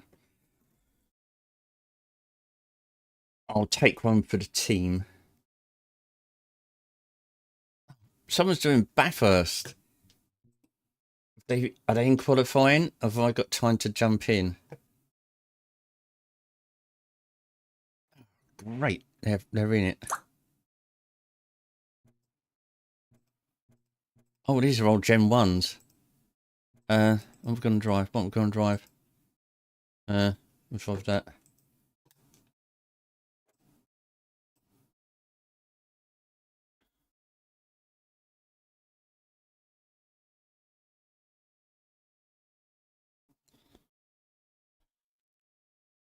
Right, we jumped into a 30-car field. I don't know how many people are actually AI, whether it's 30 multiplayer drivers, I don't know.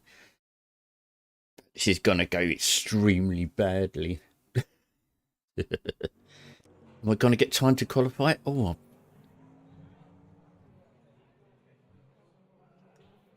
Edits out. How many laps race? How long's a race?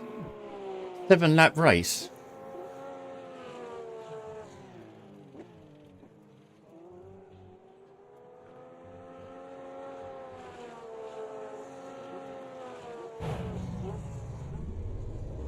Well, this is going to be fun.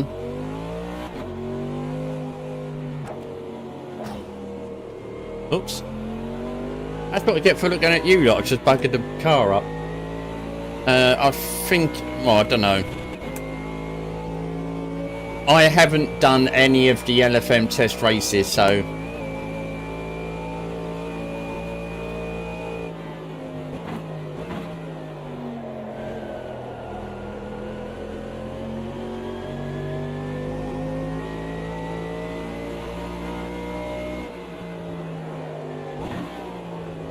Oh, my car's really...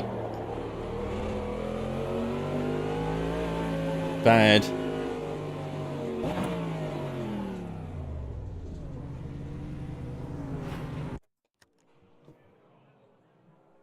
Hi, Psycho.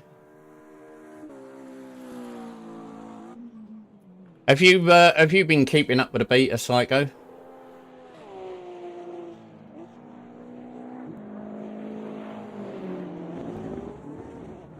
For some reason, this car feels slow.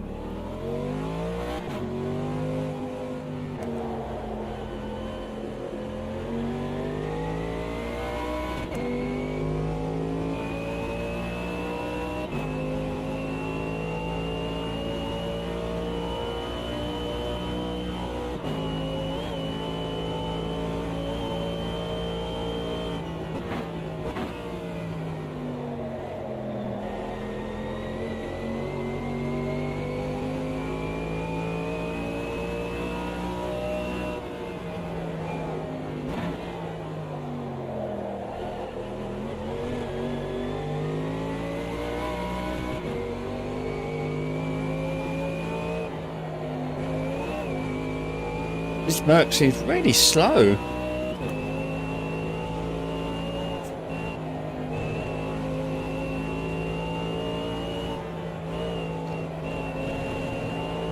Yeah, I know, that's a ball ache, isn't it, for AMD users?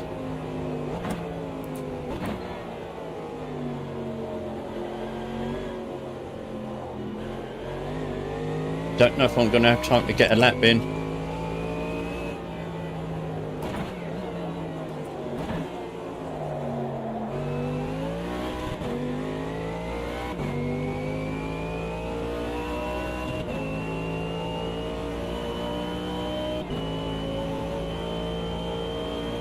I haven't seen that. What's that all about?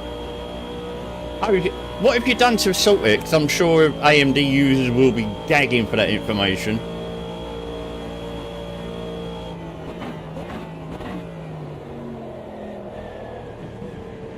Well, I don't like smirk. I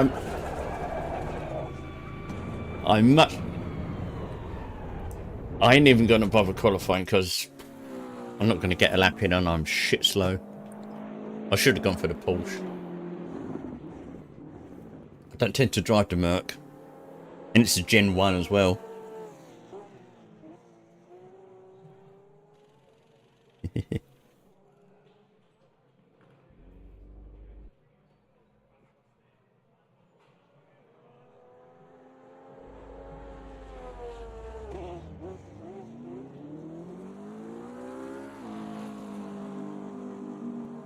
Oh, it's on the pub. Oh, is it the pub share branch?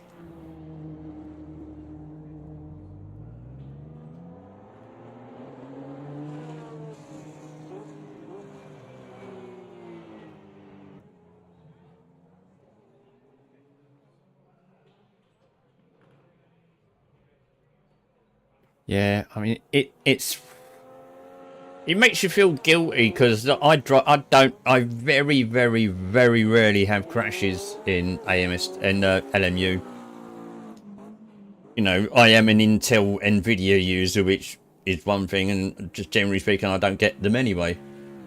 And you know, you read the stories about people on full AMD setups like Psycho, etc., just absolutely getting CTDs. You know, they breathe too hard, crash to desktop. I mean, it's obviously an AMD issue. What kind of issue, I don't know. But yeah, any kind of fix. Because, you know, especially in current climate of what's gone on in the past few days. Excuse me, anything that makes the game run more reliably for everyone is obviously a plus point.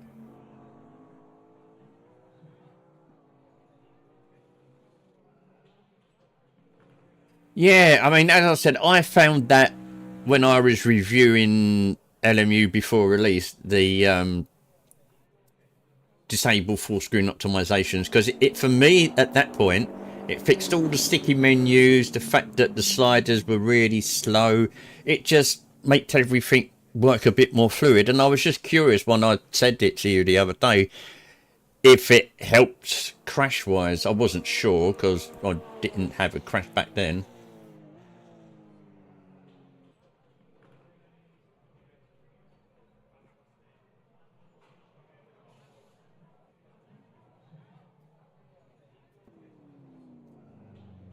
Well, it certainly does crash more for AMD users. I mean, the less AMD involved you are in either just AMD CPU or an AMD GPU, you know, you obviously crash less. But if you've got a full AMD setup, as Psycho has, I think it's got the 5800 X3D and a 79 XTX, and him and a few others in my Discord, you know, they've really they've been slapped with a crash bug. So this is gonna go so bad. It's gonna go so bad. But yeah, you know, to get it to work reliably for AMD users, you have to jump through a few hoops, which is, you know, sad, but it's what you got to do at the moment. So it's 7 laps. How many of those laps am I going to complete, if any?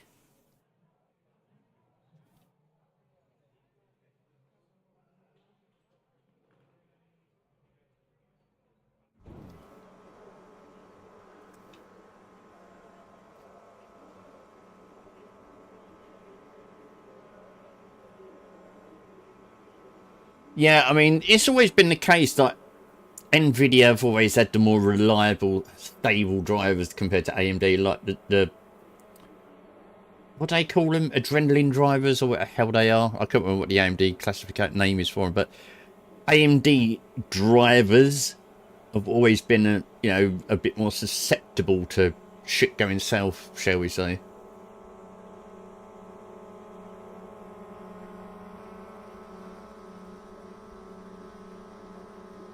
I've got a wasp in my right headphone.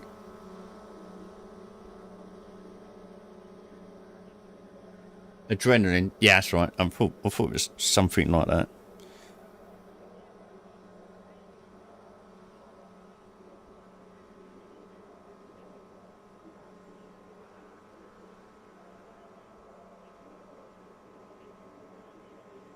I've opened the window. It's getting warm in here now. The sun's come out. It's lovely.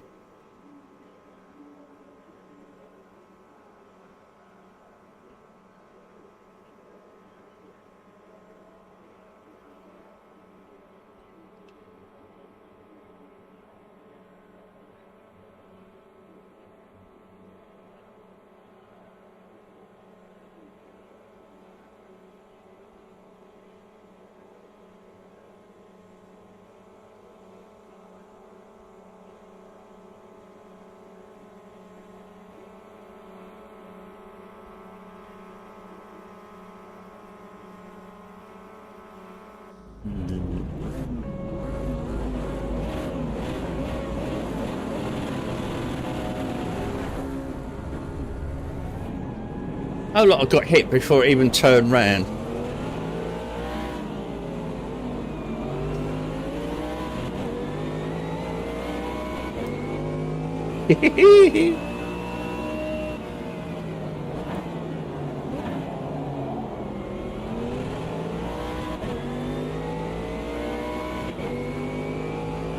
This car just seems so slow. It's not slow, it just seems like it. Well, I've now gained 10 places.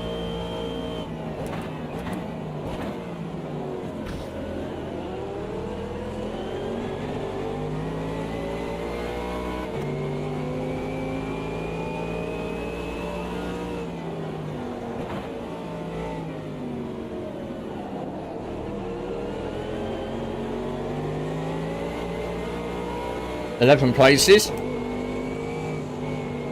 I could have that geezer in front. I'm surprised this car's even going forward. Oh, God, it's a bumper.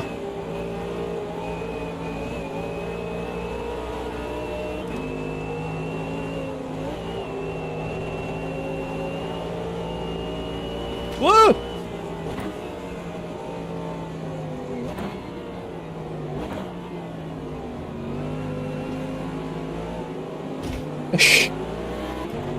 So much carbon fibre. Oh, it is going to happen here.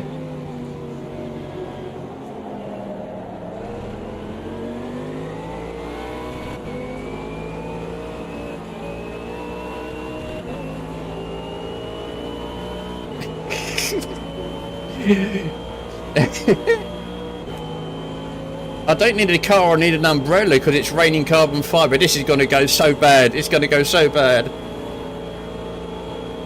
Nice and early.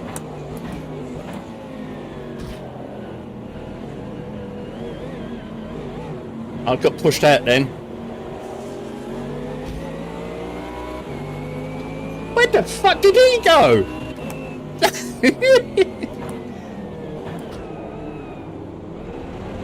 Sorry, mate. Did you see?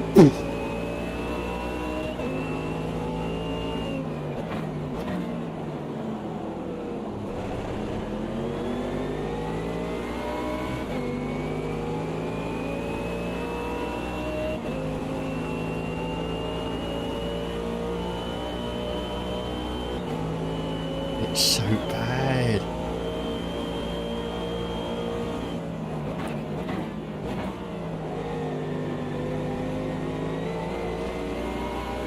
That geezer in the pool, she's just wall riding everywhere.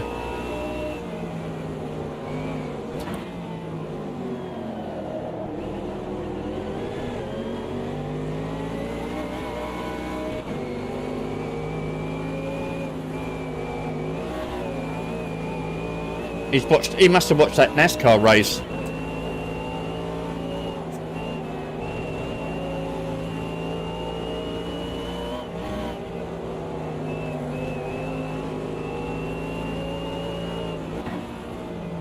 There he goes.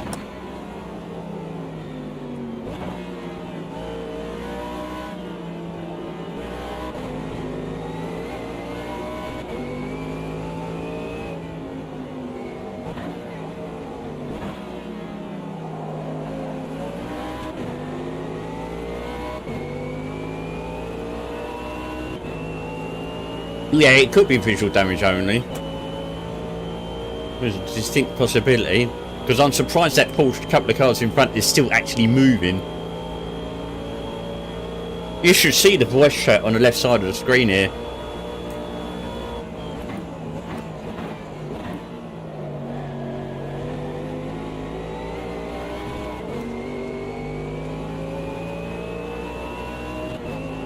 Car is so slow.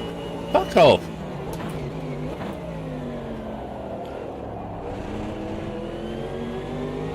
Wow.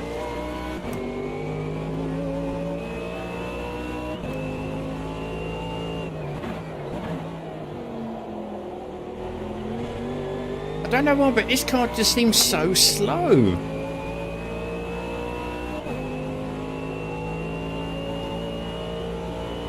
It's got absolutely no give in it.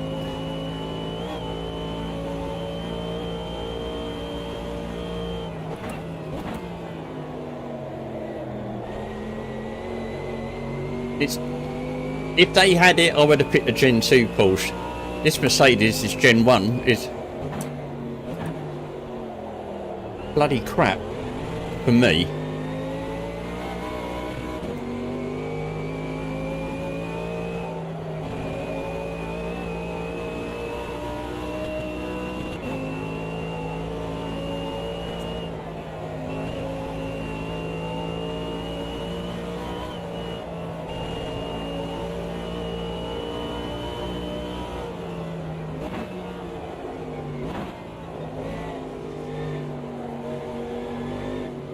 Oh, I'm surprised he got that far.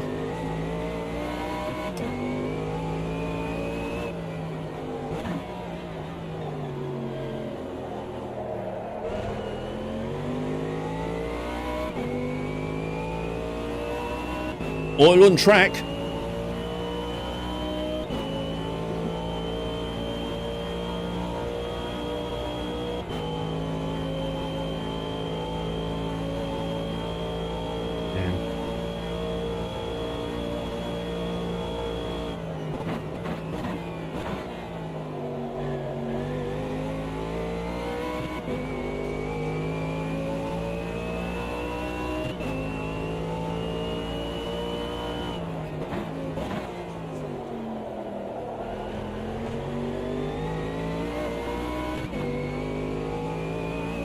Get good. Yeah, cheers, mate. Thank you. If I could get good, I'd get good. But I can't, so I won't. Maybe I like being crap.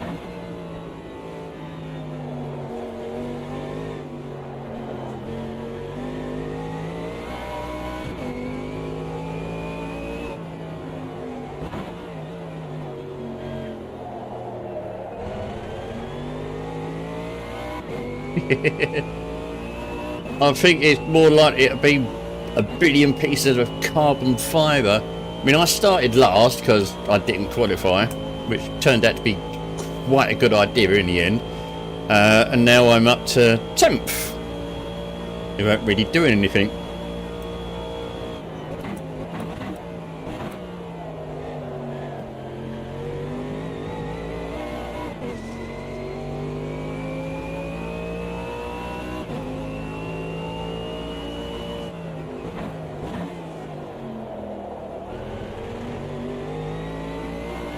That's why it's a good idea to be old, because you can just blame everything on your age.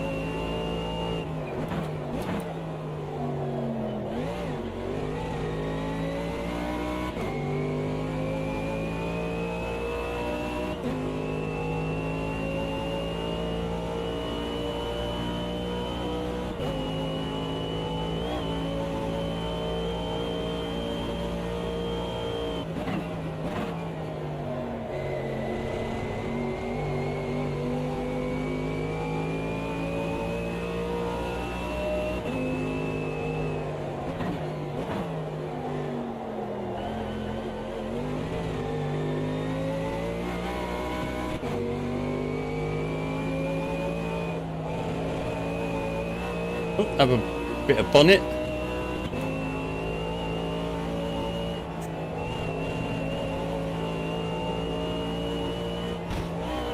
Someone's rear wing.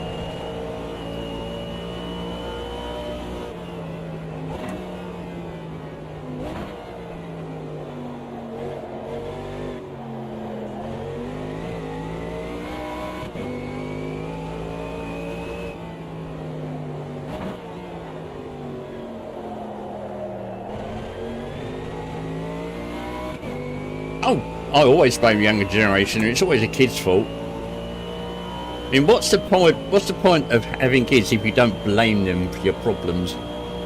It's your fault.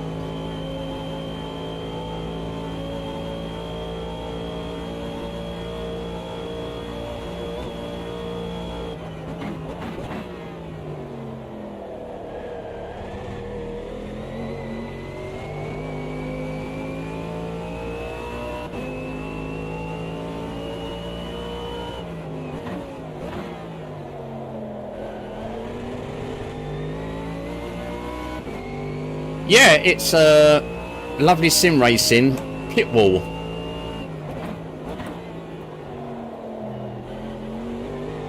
I added a game capture window in OBS for the driving view. Normally it'll look like that with just a track map, timing, telemetry, etc.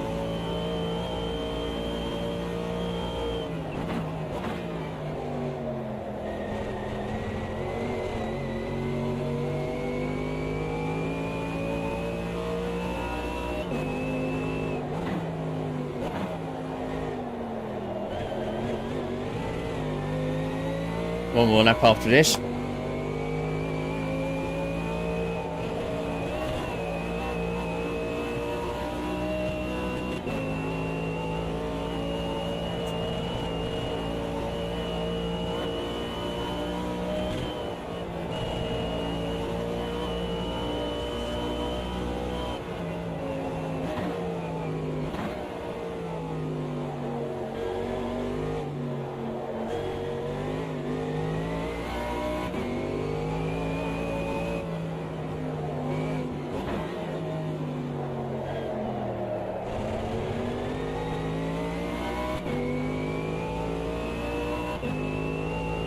Yeah, basically it's just, it will show you when you've got damage. I don't know what it says on there at the moment. I should have damage. I don't know if it's indicated, but yeah, when you get damage in game, it will pop up what the damage is, where it is, kind of thing.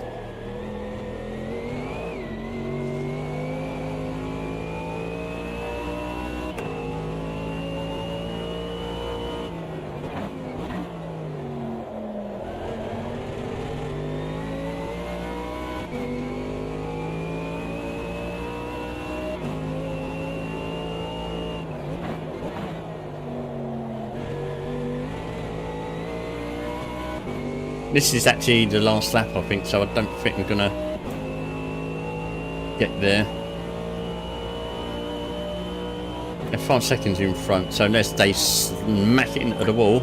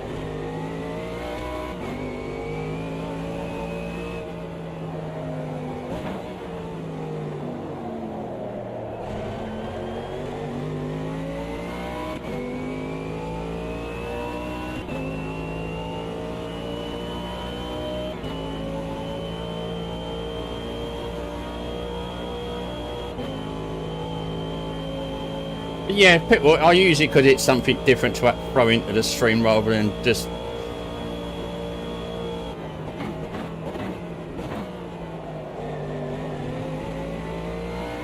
Looking at my dodgy driving, yeah, that's the last lap. Geezer's just finished it.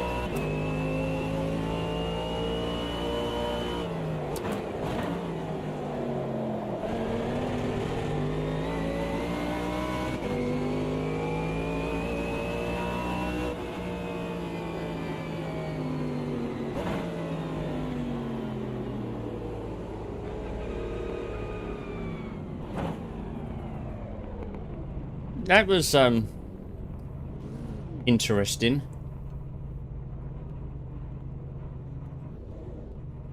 We'll wait for thing. I want to have a look at that replay, that race start. Oh. My flight that I was looking at to go to Dortmund has actually come down from £186 the other day down to 110 now. Might have to book it later.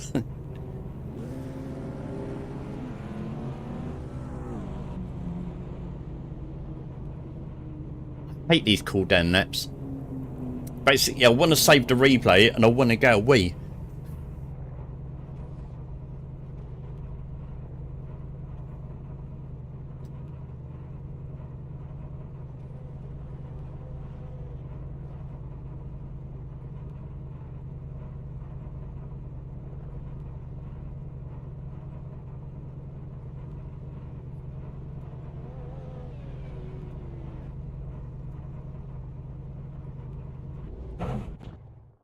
Hey, thank God for that.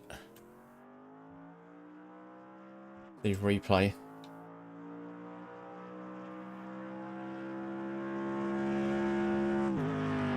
Right, I'll save the replay. I can go away because I want to look at the start of that.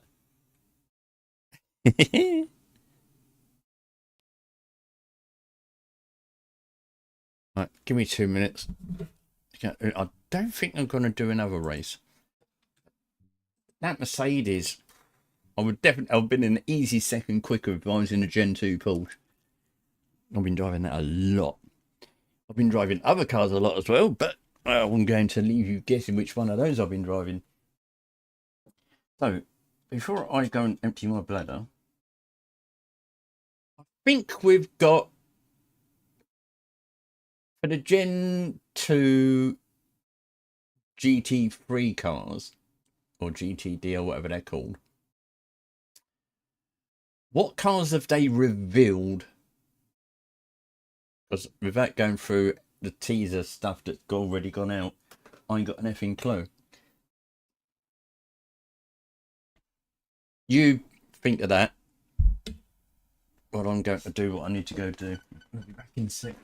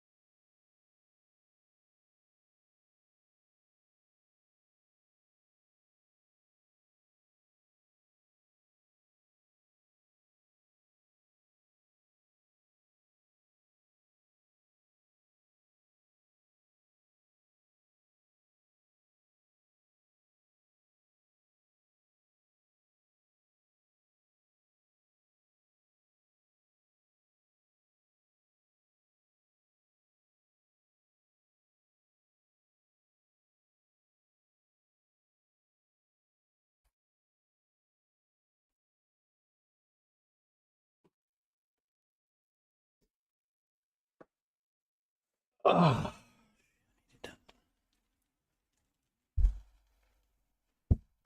Right. Let's have a look at that replay and have a laugh.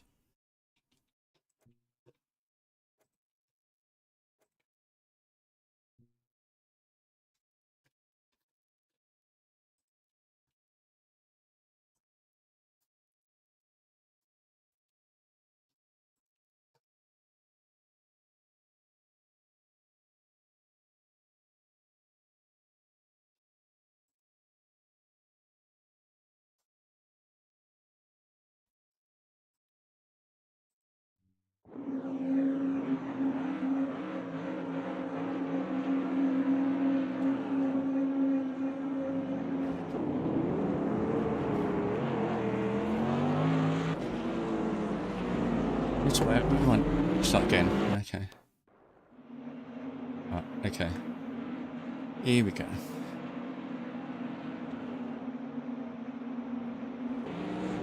That's weird. I mean, I started on the green and it looked like I jumped it.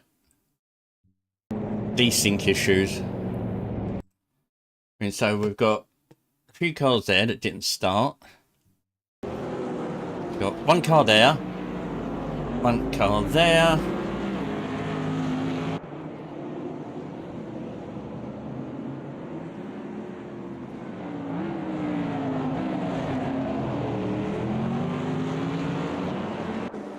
Two cars there.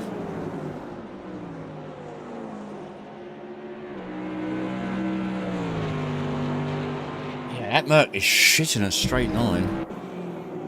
There we go. One bumper gone flying off. Another bumper there. Another bumper there. I did send it up the inside of that chap.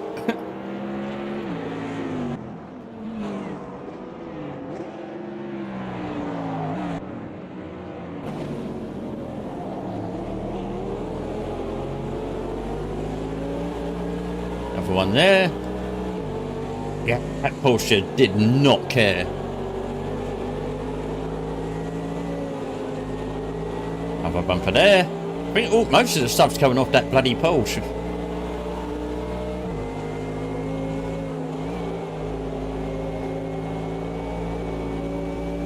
Have a bump there, one car gone.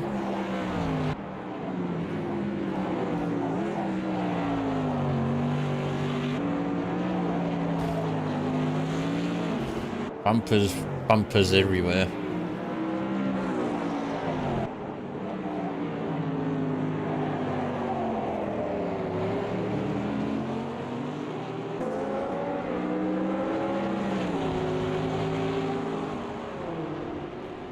That geezer would have run me right off the track.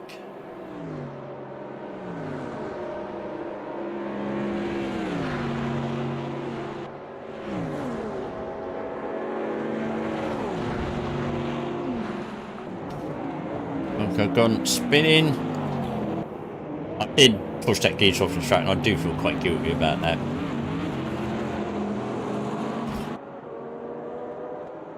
Wow, that was him.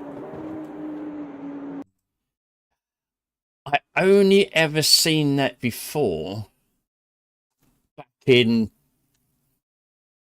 when playing Project Cars 2 and many moons ago. Literally, the cars used to bounce and launch themselves into orbit like then.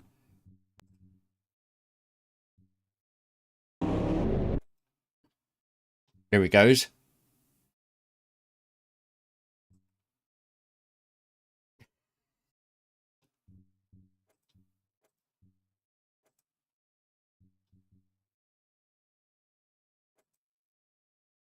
Properly gone, isn't he?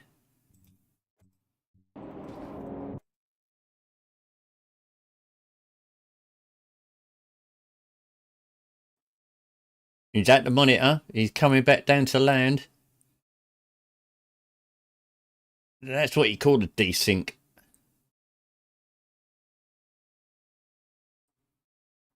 It scared the fuck out of me, that did.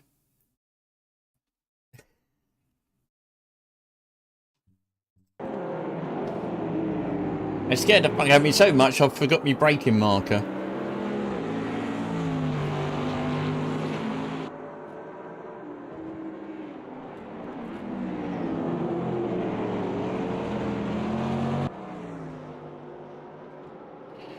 Not going to argue with that one.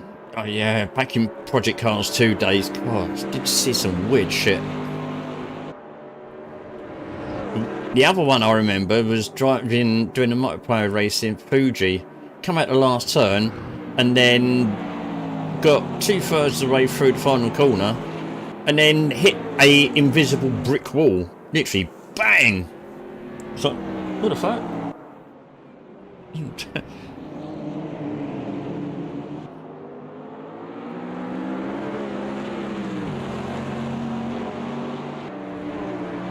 But like everything in life, everything has plus sides and everything has downsides. The Madness engine, weird shit occasionally happens, especially in multiplayer, which they have, give rise to their dues, they have been working on it in 1.6. So, as I said, I haven't been in any of the 1.6 test races because they always happen at times when I'm eating, so I can't join them. But by all accounts, things have improved in weird shit department. I haven't experienced it myself, so I can't really comment on it.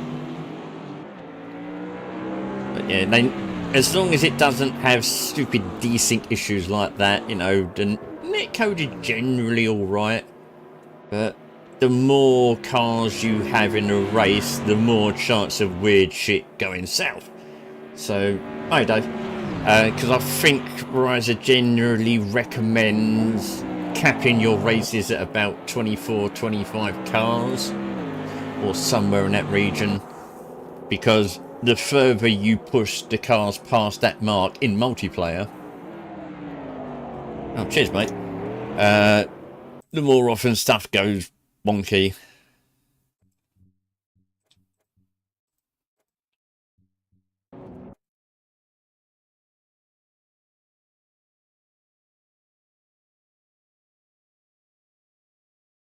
Yeah, he give me a double slap then. And another bit of bodywork. So yeah, we're just doing a bit of driving in 1.5 today, Dave, because can't show everyone 1.6. I'm more willing and able. I'm willing, ready, and able to show all you lovely people a bit of 1.6 content. But it's not up to me. It's up to Riser. If they say yes, you can show this, and this, I'll show this, and this. But in the rank of sim racing streamers, I'm down that end. I'm not up that end, which is why other people to get priority. Hasn't stopped me trying, though.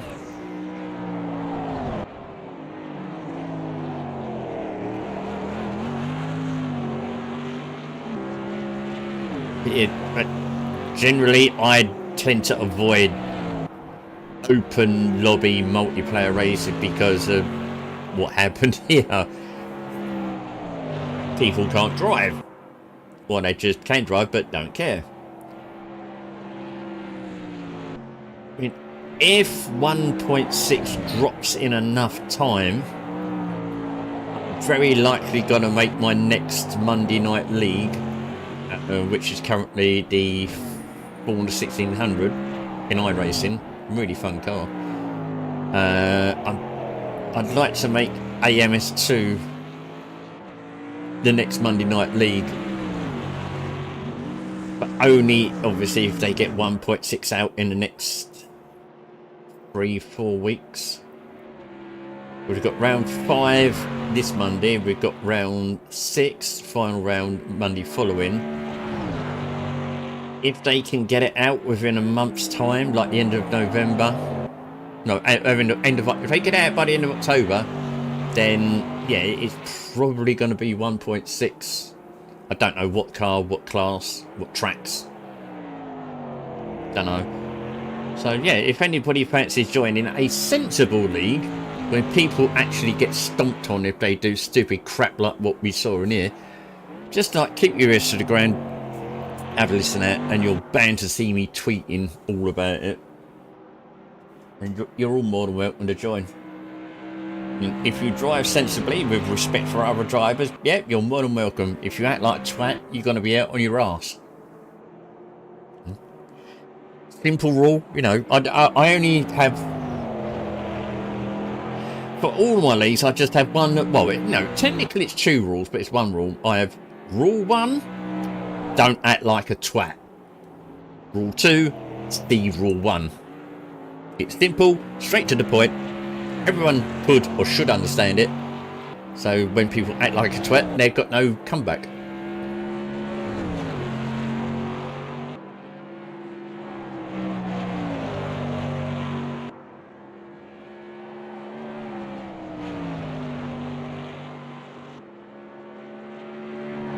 I think this was when we was in that big gap. I don't think we passed any other crash cars, did we? We were just getting used to chucking it round. And that's pretty much it, wasn't it? Okay, we'll come out of that now because there's not much else to show in it. Right, we'll try and jump back in for another multiplayer race. Probably going to be my last one before I bugger off. Can watch a bit of telly or something downstairs.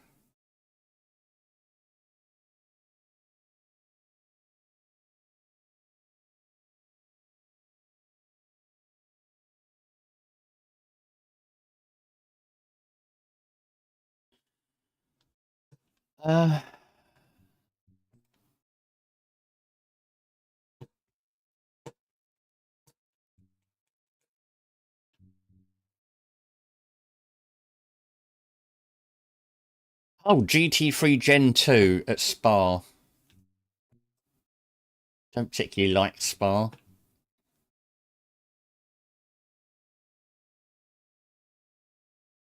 It's full.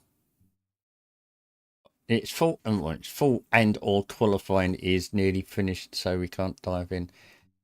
Which is a shame because no, this is Gen. Are these Gen 2? Oh, there's me Porsche. Yeah. God damn it! I would have done that with me Gen 2 Porsche. Try and pop in another one.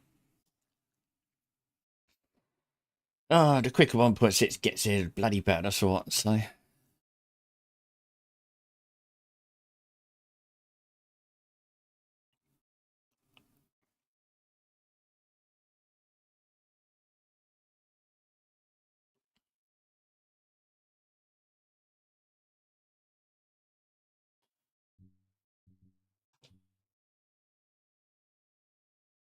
Range, that's Indy in the trucks. Bunch of people have just left that lobby. Let's see. If it clicks over to... No. That's always the way, isn't it? You know, you never get everything fixed and nothing go wonky. But it's just a case, you know, you do what you do with the testing you got. I mean, Riser used like the people who have Paddock Club access to, you know, as extra testers with the sweetener that we get to see stuff and try stuff early. But it's no match for once it's out in the wild and you've got thousands of people playing and using the content. Because it's just the sheer amount of combinations of, you know, CPU, GPU, motherboard, drivers, wheels, bases, pedals. You know, you're never actually going to get every combination of every item in your original testing group, which is why, you know the score, which is why once it's released, bugs pop up. Oh God, I couldn't play. I need all this shit like this. All this crap. I'll show you the cap. You can't see it here, but yeah, this that monitor's a Samsung G9 Neo. As you can see, yeah, that's probably a wise idea, to be quite honest, because the state of online at the moment, if it's not a league. But yeah, I've got the DDU10 Porsche replica dash, Asher Racing Tourer Pro, the one without a screen because I don't need a screen because I've got that. Button box. Someone made me that about 2-3 years ago and sent it through. It's very nice of them. I've got a HE Sprint throttle and clutch, which you can't see. Oh, you can see the. Hang on, let me take up. Hang on, or I could put it out if it's a second.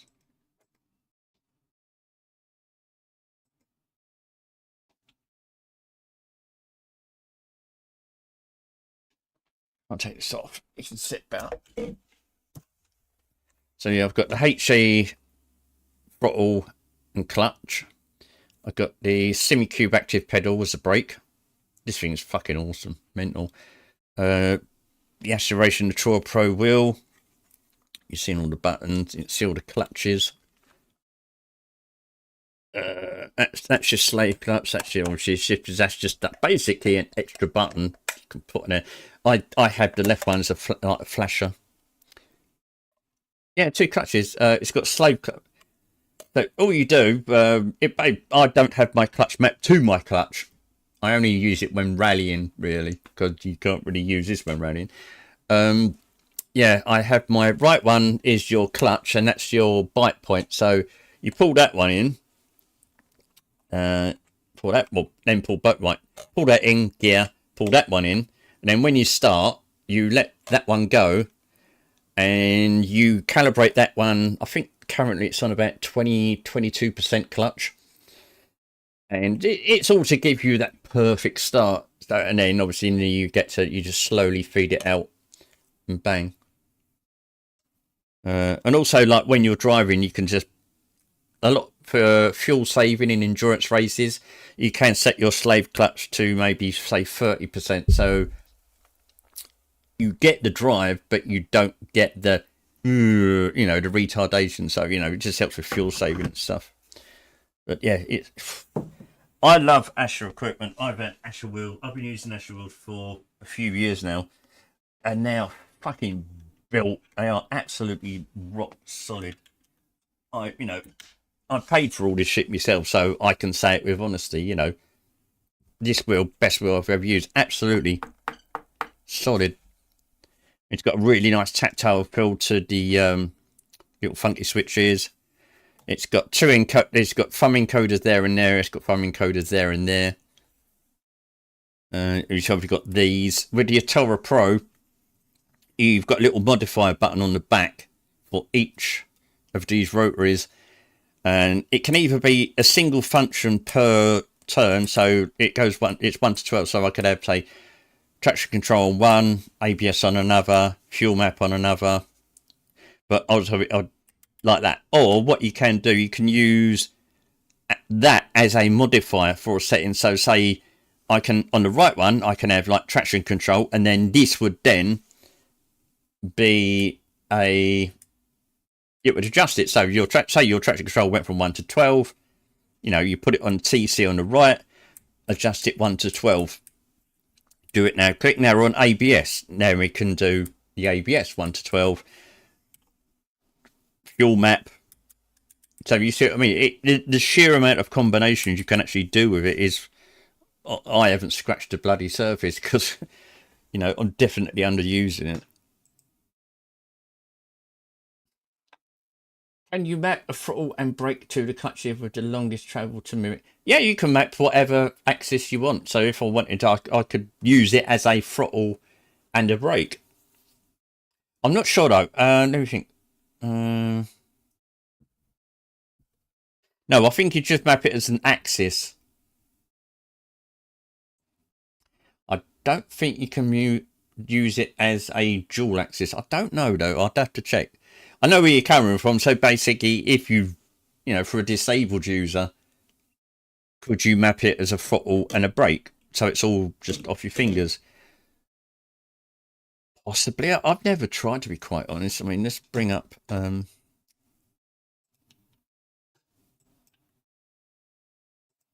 Not that one. Okay, so,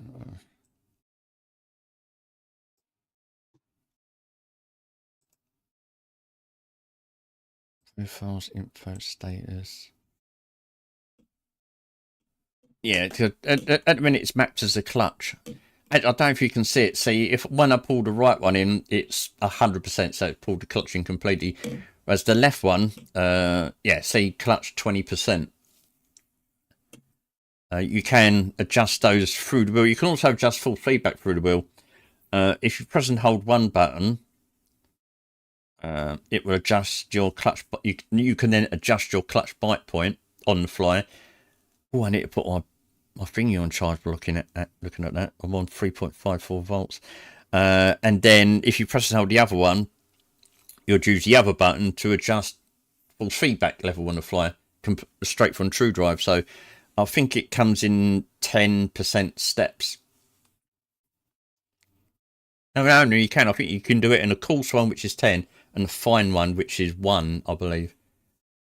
So being able to adjust shit on the fly is awesome. But yeah, it seems like you can only have it as the one axis. But I haven't tried. You may be able to do it with the modifier button. I don't know. It's something, it's nice to have, but I don't know if you can actually physically do it. Yeah, because it's a rechargeable. It's not got a battery in it. It's rechargeable, so obviously, like as it's shown, 3.54 volts on True Drive, so that's low. So once I end the stream here, I'll bung my USB-C lead, which I've got here, which was my phone was plugged into, bung that in the back and charge it up. It just takes a couple of hours.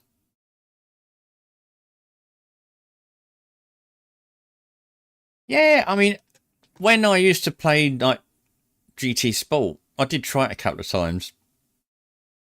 I just couldn't get on with it, but that's just me being a boring old fart. Yeah, I hear a lot of people using motion controls. Yeah, more power to you. I mean, I buy this stuff, all these wheels and pedals and monitors and God knows what else, because it don't. To be honest, it probably doesn't make you any faster. You know, everybody has their limit, and despite however much money you fucking chuck at it, you know, that's how quick you are. Which, you know, I'm fine with.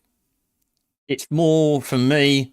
It's more for the immersion. You know, just how it feels, and you know, the involvement of just in this setting and that setting, and you know, the thumbing coders, and especially with the active brake, the active pedal.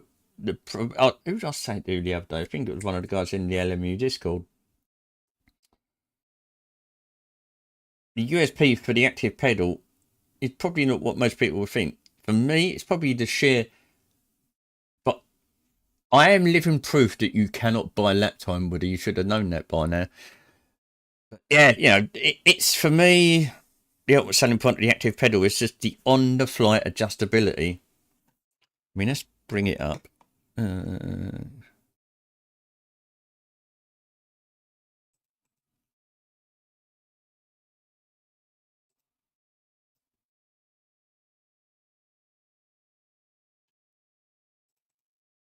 That's not DDU.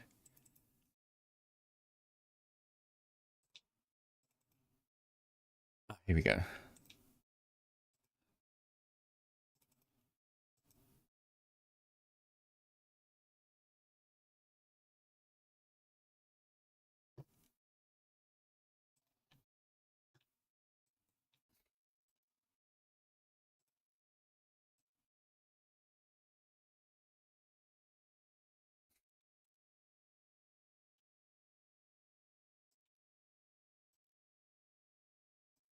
Yeah, so with I wasn't. No, I was on about the active pedal, wasn't I? Fucking wrong thing. Hang on. Let me type that up. Show. Get rid of that. We don't need that. We need that.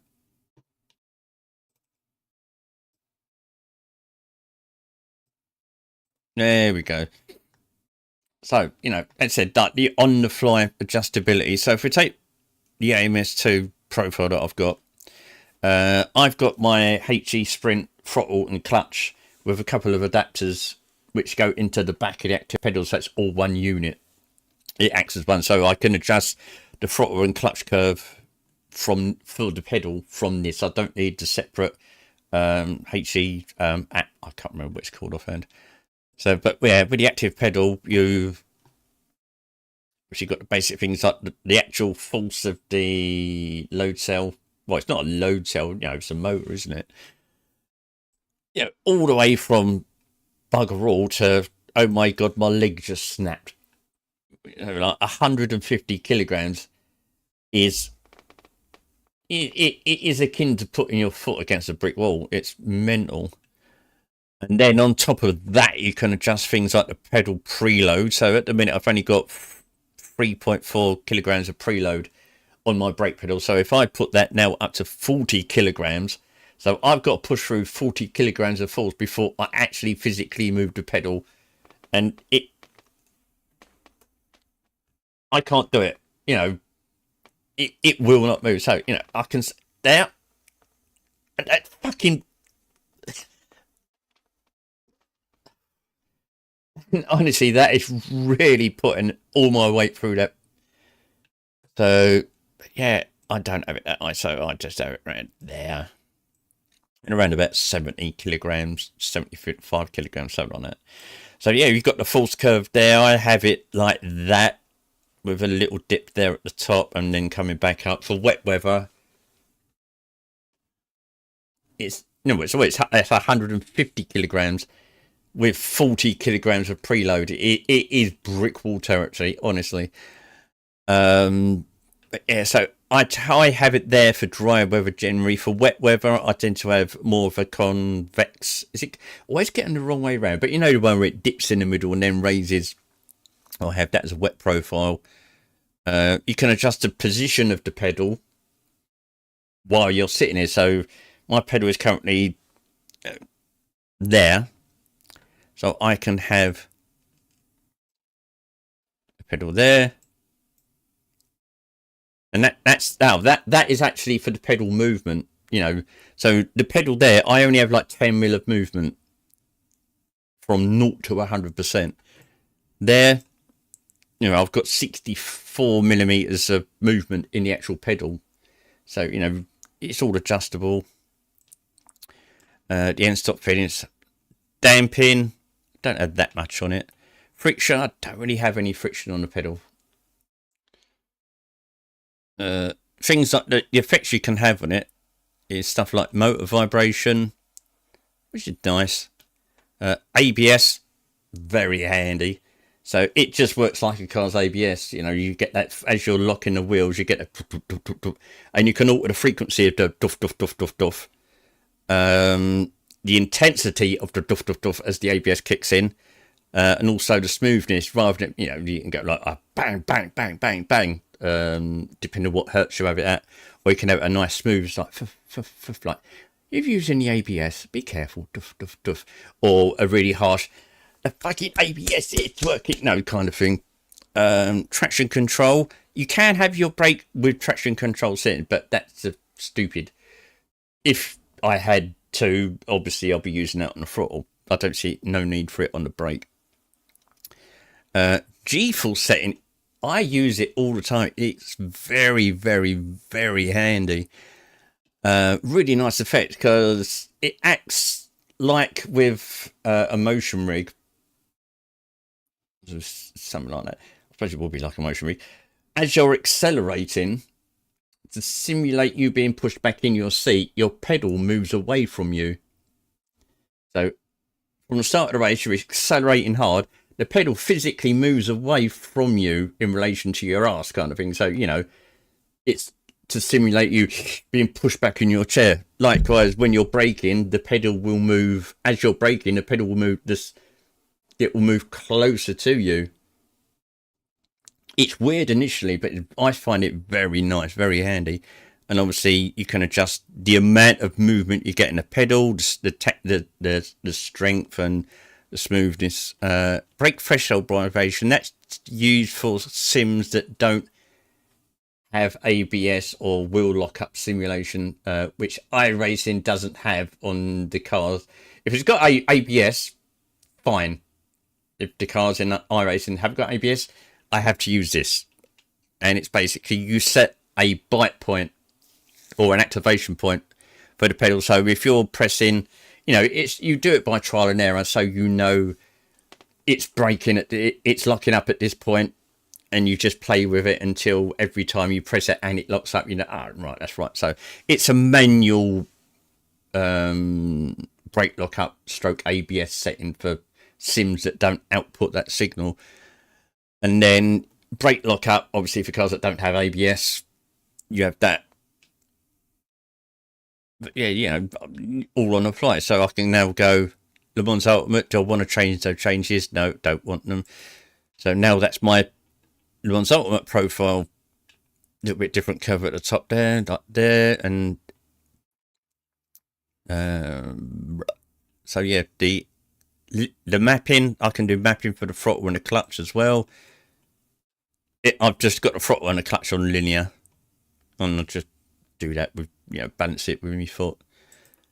But yeah, it's with the active pedal, it's all about the brake. Anything else, you know, the throttle, you know, if you was rich, yeah, it's nice, not a necessity, but just one for the brake, that does me. But yeah, just the on-the-fly adjustability with it all. I mean, you can test stuff, as you see, like there, the motor vibration. I can put it on test, and then you'll get the vibration through your foot. Obviously, you can't see it because the pedal's down there, but I can feel, and you can change the frequency. It's weird because with what feels right for, say, a GT3 car would be too much for a Formula car because it's a higher revving engine. It basically, it's like having, if you know what I'm on about, it's like having a magic wand on the ball of your foot. If you don't know what that is, ask your mum and dad. You can simulate the ABS. You don't have to drive it. You can just activate it. I can feel the pulses in the pedal, and obviously you can change the frequency if you want it faster or slower or smoother or harsher, more intense, less intense. But yeah, it's once you see what the active pedal can do, you sort of understand a little bit more. Oh, it all sort of clicks in. That's why it's that much. So it'd be interesting to see how those new ones that are coming online. Is it Moser? Is it Moser or is it Ace Attack? I can't remember now. It's one of them two, wouldn't it, of bringing them ones online. I wonder if they'll be at the expo. That'd be nice. I might seek them out. So yeah, because what I was looking at is having the Semi-Coog active pedal for the brake, and then having maybe one of those, if they're good, as an active pedal for the throttle. Because it's bound to be cheaper, but how much cheaper is it going to be? I mean, if it's something like $1,000, then yeah, that's definitely more within reach. It's still expensive, but it's more within the reach because we all spend easily, for those that are that inclined, a wheelbase and a steering wheel. It's easy to go to $1,000 on that. More than easy. But yeah, it took me a while to get used to it. But once you get used to it and you realise what you can do with it, and you're spending a good 2, 3, 4 weeks to understand what the settings do, having a play with the different sims, setting it up for each particular sim, creating your profiles, and just dialing your head into the fact of what it does, and just recognising and understanding what feedback it gives you. It probably doesn't make me braking any better. It makes it a lot more fun. And, what it's all about, really, to be honest. Right, okie dokie. That's done.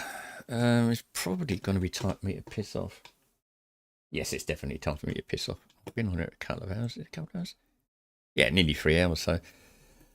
Yeah, if by some strange chance, fluke, or bribe that I actually get to preview some of the 1.6 content with you lot, I shall be back.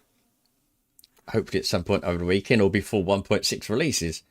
But I'm sure some of the bigger, more famous, more recognisable names in sim racing will have stuff, videos, streams ready to go and fill everybody in.